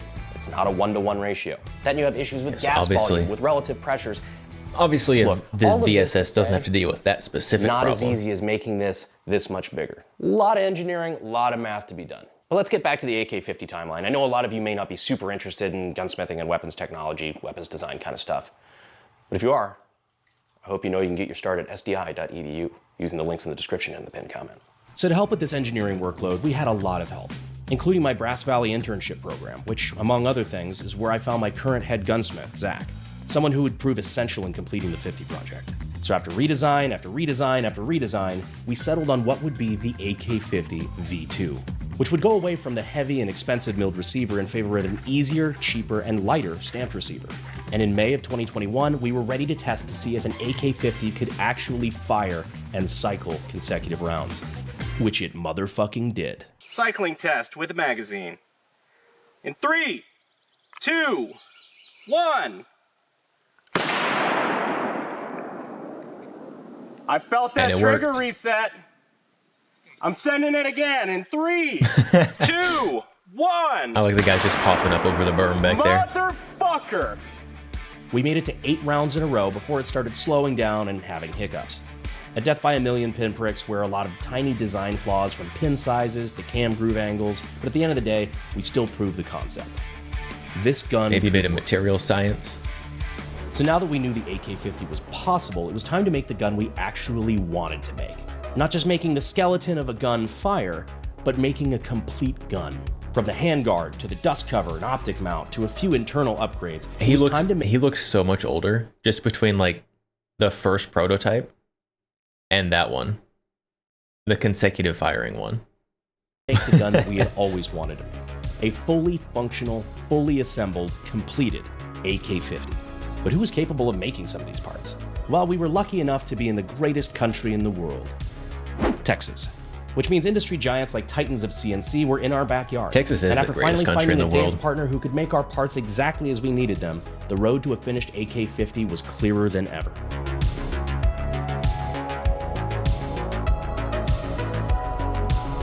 But we made a lot of changes to the core of the gun over the last couple of years from what we learned from the V2, and we needed to know if this new AK-50 would function as we thought it would. How's that look? Pretty decent. I'm not gonna hit anything there. Cool.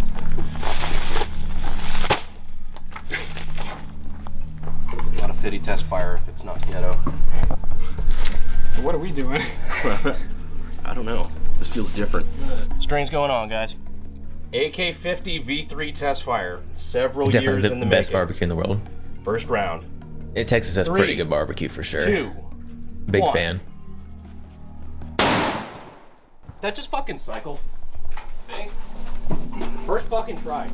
What the shit? Yeah, really? So now that we knew the core of the AK-50 V3 worked, it was time to add the rest of the gun, which as it turns out, led to its own problems. Ejection issues, dust cover not fully locking, there were a lot of minor details to overcome. But after months of fine-tuning, we were finally ready to test what we considered to be a completed gun.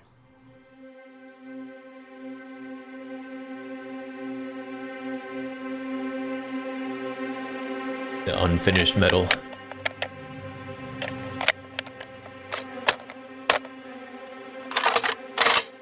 Unfinished metal is a vibe, though.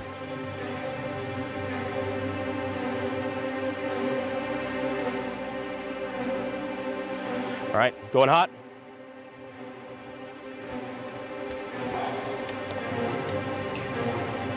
All right, AK-50 V3 completed, assembled, test fire. In 3, 2, 1. Let's see. Oh yeah, all right.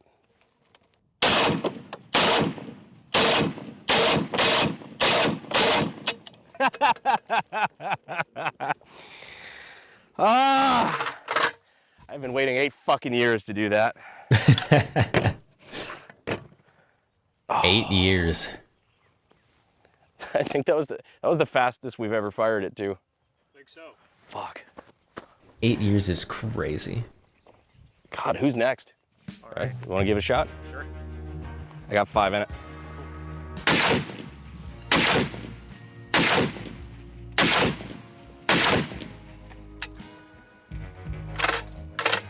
Cool. Very nice. How much? No, it's fucking wild. It's cool shooting it with it now fully together, because now we've got this dust cover, the optic mount and everything. So we're shooting it with this the Trijicon 50 cal optic. I wonder how well that handguard dust cover holds actually zero. Put a bipod on it so it's stable. We're not shooting it off of a bunch of fucking sandbags. Yeah, having to being able to actually aim it instead of looking down the barrel and making sure it's vaguely on the berm. It's pretty nice. Just kind of sending it. Yeah.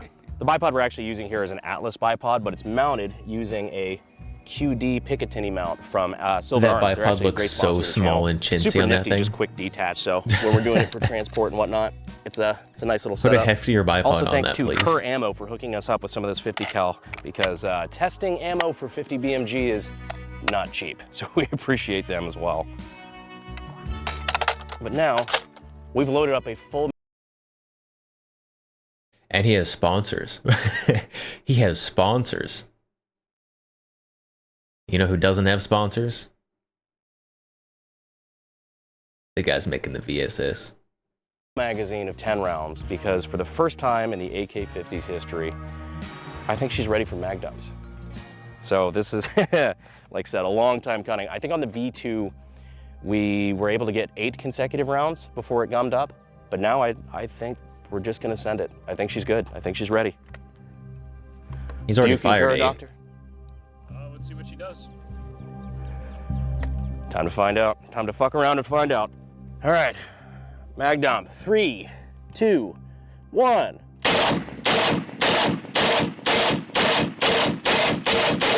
Oh yeah! There she is. Ah. In the words of the great warrior poet Ryan Reynolds, I'm touching myself tonight.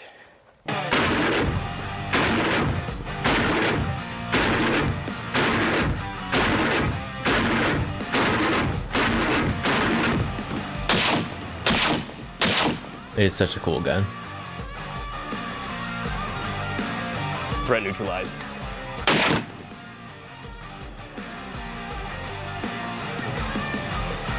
I need to go to one of their Watch range this thing run, days. it's just so sexy. The only thing that Just would so I can shoot this possibly gun. make this better is some high-speed footage. Maybe some ballistic high speed. You see, when we had the ballistic high-speed guys in town to record our gyro jet slow motion video, we asked for their help on one more project. 3, 2, 1.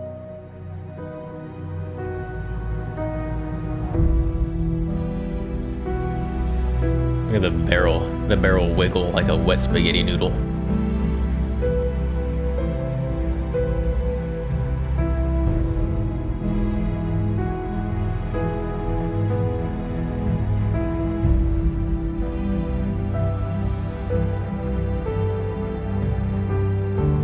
just because I've always wanted to do this.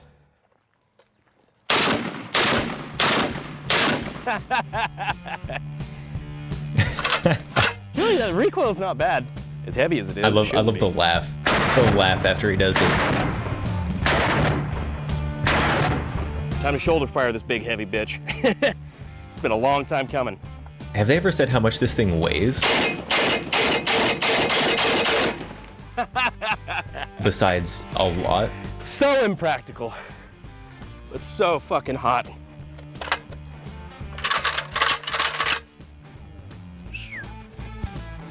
I got nothing, that was just fun.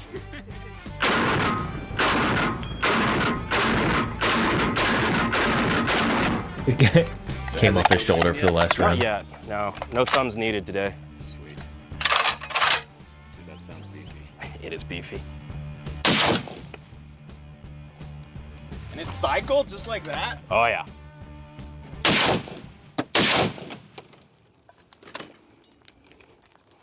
You did it! New favorite 50 cal, right? Yeah, that's awesome. That feels really good. It's not too bad. The recoil is not bad either. No, that's awesome. Good job. I feel like a proud dad. You should. I feel like a not proud dad. None of my kids can do that. A famous man once said, "There's no real ending. It's just the place where you stop the story." Frank Herbert was the one who said that. He wrote Dune, so put some fucking respect on his name. But anyway, that's the story of the AK-50, or at least the story so far. We've come a long way from a future college... That's the same guy? Hold on.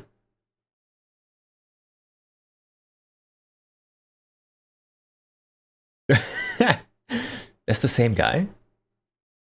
Drop out in a garage to millions of subscribers and whatever the fuck this turns into. So if I were to wrap this up all tight with a bow, whatever, I guess I'd say that the AK-50 was never a distraction or a hobby. It was a starting point. And now, who knows where we'll go. All I know is that I wouldn't be here without you. Where we'll go in the future, I have no idea. Baby. He was a, but what I do know little is that today we baby. can set aside the age-old question. Where AK-50? Here AK-50.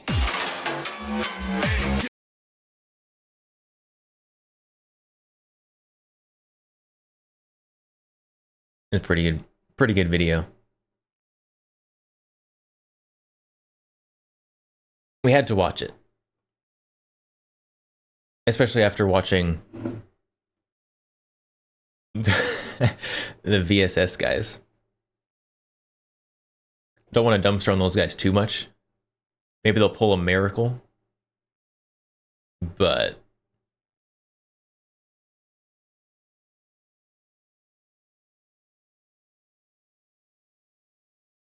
I wouldn't pre-order it.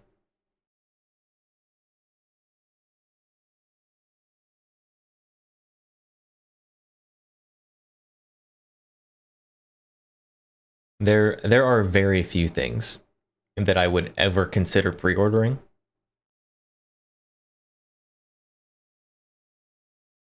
But the things I would consider pre-ordering, they wouldn't take pre-orders because they're already guaranteed to happen.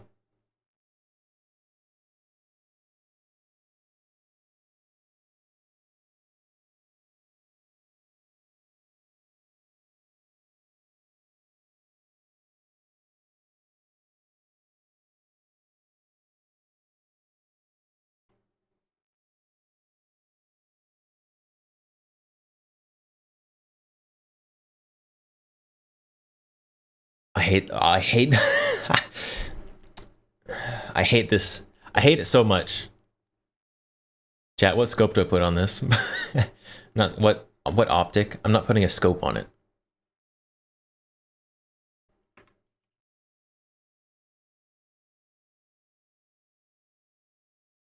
I need some kind of like funny looking budget-ish sight.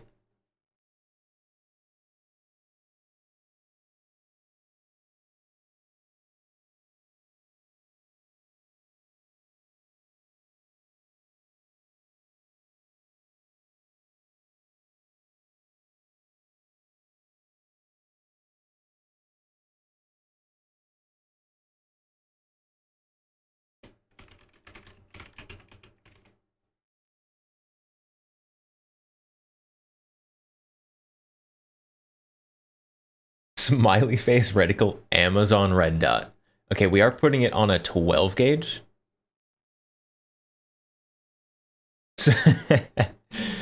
So it does have to not shatter glass.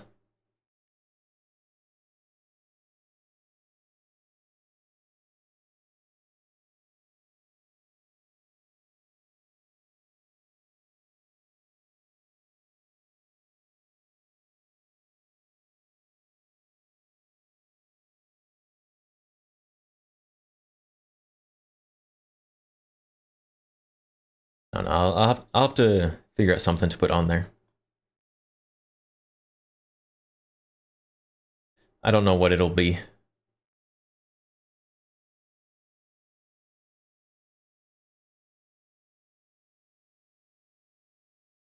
I could put one of those, oh, what is it,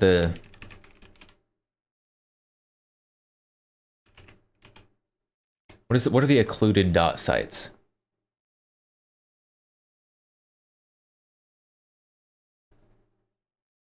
What are those called? Occluded.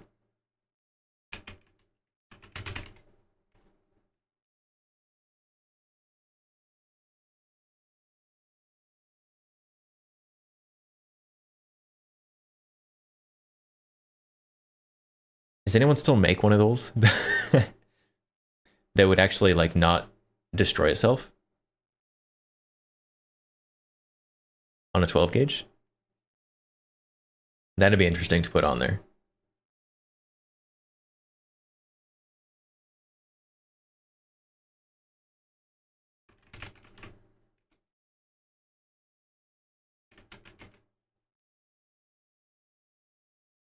The single point sight.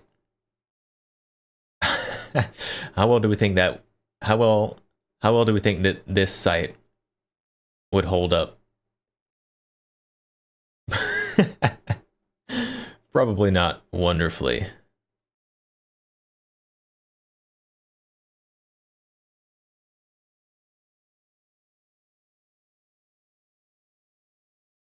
I also don't know how much they cost right now.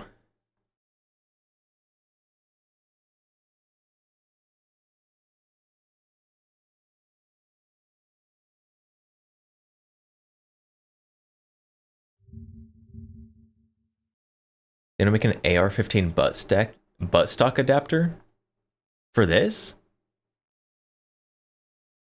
Maybe, but I'm not gonna put an AR-15 stock on this. Are you crazy?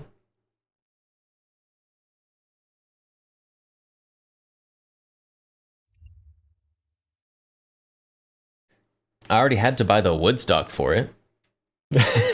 Yeah, yes, you are crazy. Fair enough.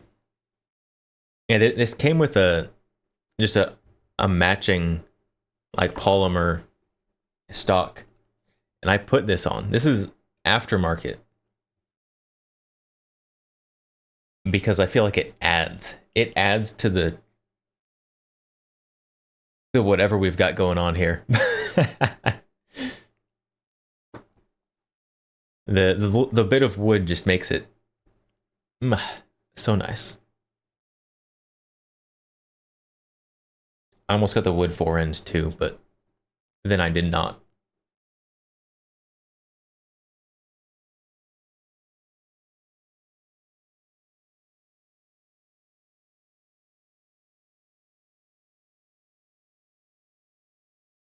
Okay, now we've got a light on here.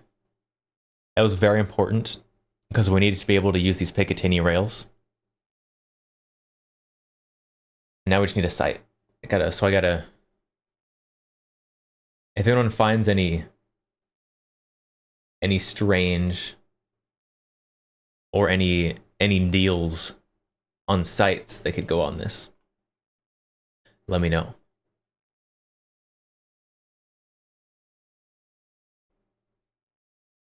Because as hilarious and awful as that is, I do want this to be a usable gun. Even if it is super strange.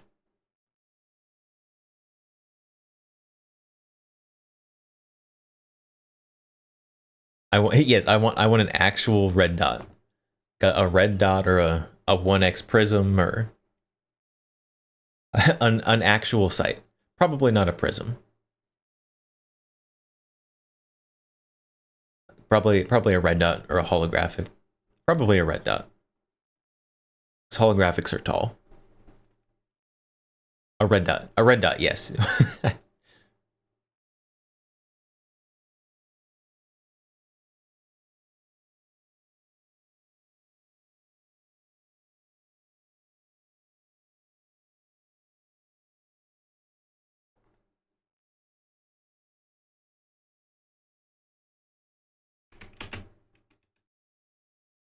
Let's see what's going on right now for red dots.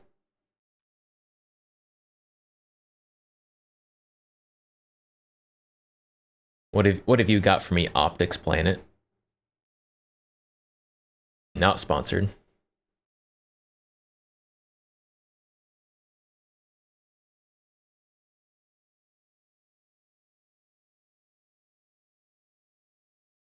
$110 for a Vortex Viper that comes with a slide.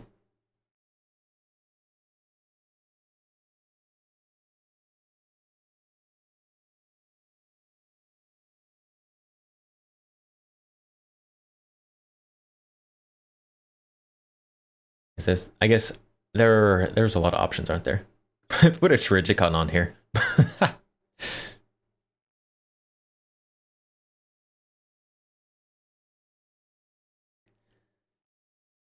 I also don't want to pay Trigicon prices.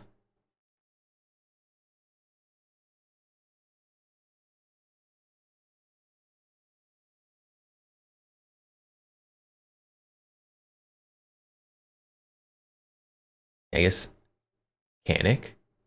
Canic is making a red dot? Why? Normal pricing for red dots is BS. Yeah. The Hollow Sun Thermal. Put the Hollow Sun Thermal on here. That'd be awful. Why? Don't scroll me back up. I feel like they just rolled the dice on these products. Do it. I'm not putting a thermal on this. That is actual insanity. Oh, what was that? Oh, what's that new super giant like window red dot? Who makes that one? Is that a Hollow Sun? I don't think it is. It is a Hollow Sun? Which one is it? What's the model name?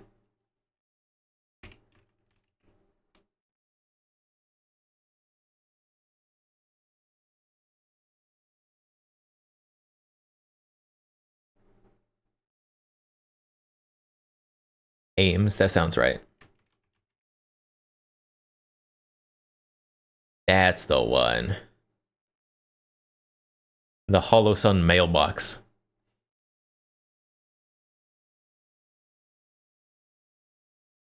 You'd have to put the non-riser. Take the riser off.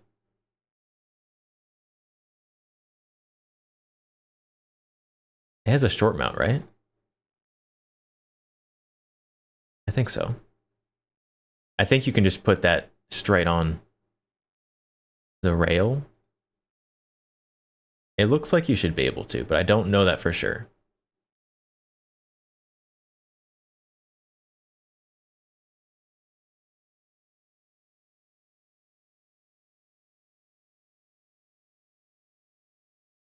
It's the regular version. There is a bigger one. Yeah, but it's not. Oh, is this it?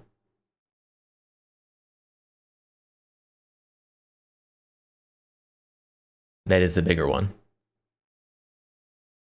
That looks larger. In every dimension. That also looks like a non-removable riser. And there's also this one. I don't like SIG red dots. Although I don't have experience with this one in particular.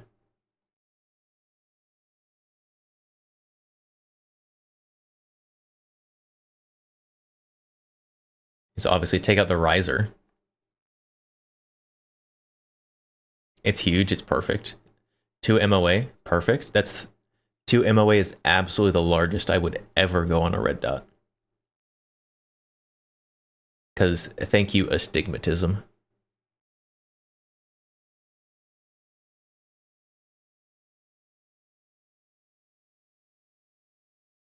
This honestly might be a pretty good choice. And it's not too expensive. Put a magnifier behind this thing.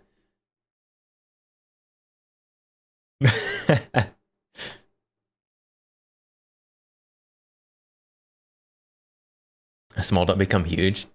Yeah, so I think obviously it's hard to exactly quantify. But when I look at a red dot, so 2 MOA red dot, if I'm looking at it, I think it's about 6 MOA. It's like 6 to 8 MOA and also not a circle anymore when I'm looking through it.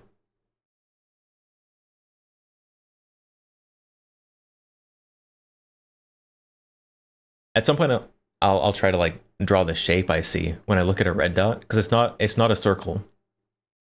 It's like a weird, like you're looking at the side of a cone kind of thing. It's very, very strange.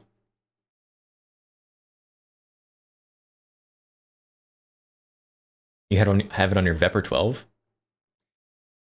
Is the brightness adjustable on this? Probably with that thing. With knob. Yes, good. The SIG red dots, yeah, there it is. The SIG red dots that don't have adjustable brightness, unusable. It's just retina searing option only. Yours changes shape based on how far your eyes are focused? Well, yeah. Here, hold on, let me grab a gun with a red dot on it real quick.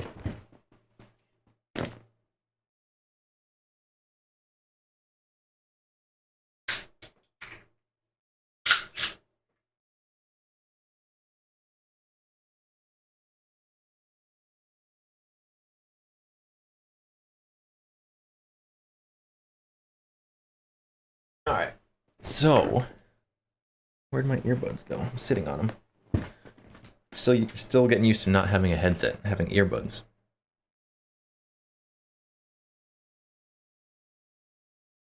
So we have got hair. Wow, that looks very dim on the camera. Man, look at how nice of a dot that is. So I do still run red. This is my carry gun.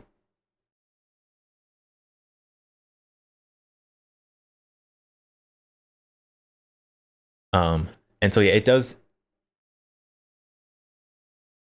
semi-usable kill flash. Interesting. So it does change a little bit. It doesn't change shapes really. Yes, it does a little bit. So let's see.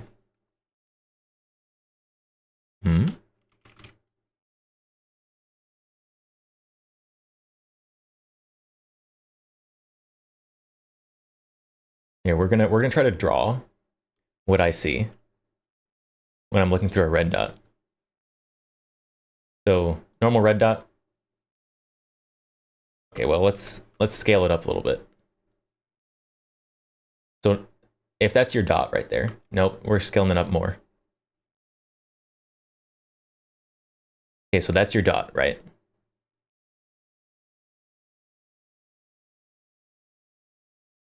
You get starbursts from dots. I get that a little bit. Who am I? Who am I? Hello, I am the X count.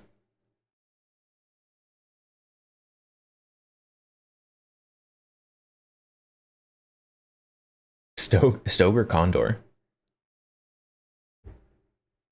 This is a variation of the Stoker Condor. Much more cursed, though.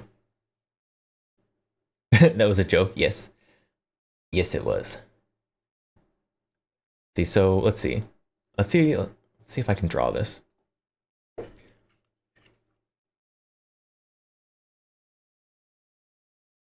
It's going to be strange to draw.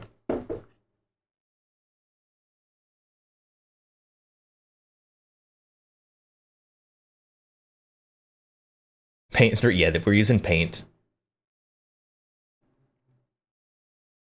Let's see, so we've got kind of like a center kind of point that happens up here. And then we get kind of a, I don't like this brush. What does this do? That's better. That's better.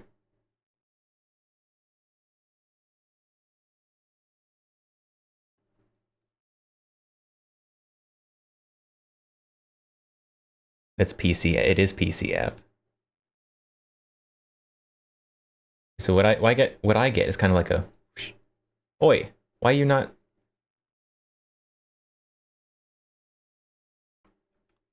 Why are you not doing the thing anymore?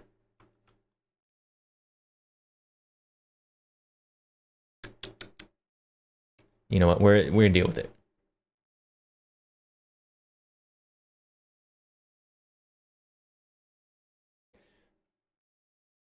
You got the.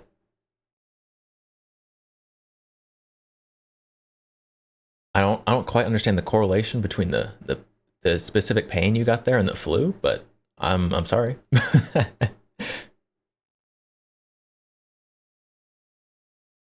See, so we've got ads. All right, let's see if I can draw this a little bit.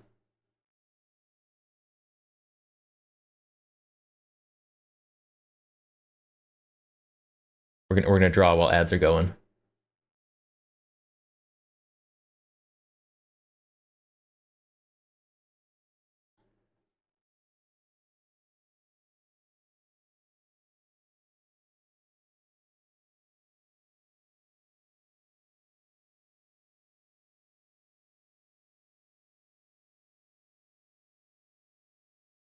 Why is it making hooks?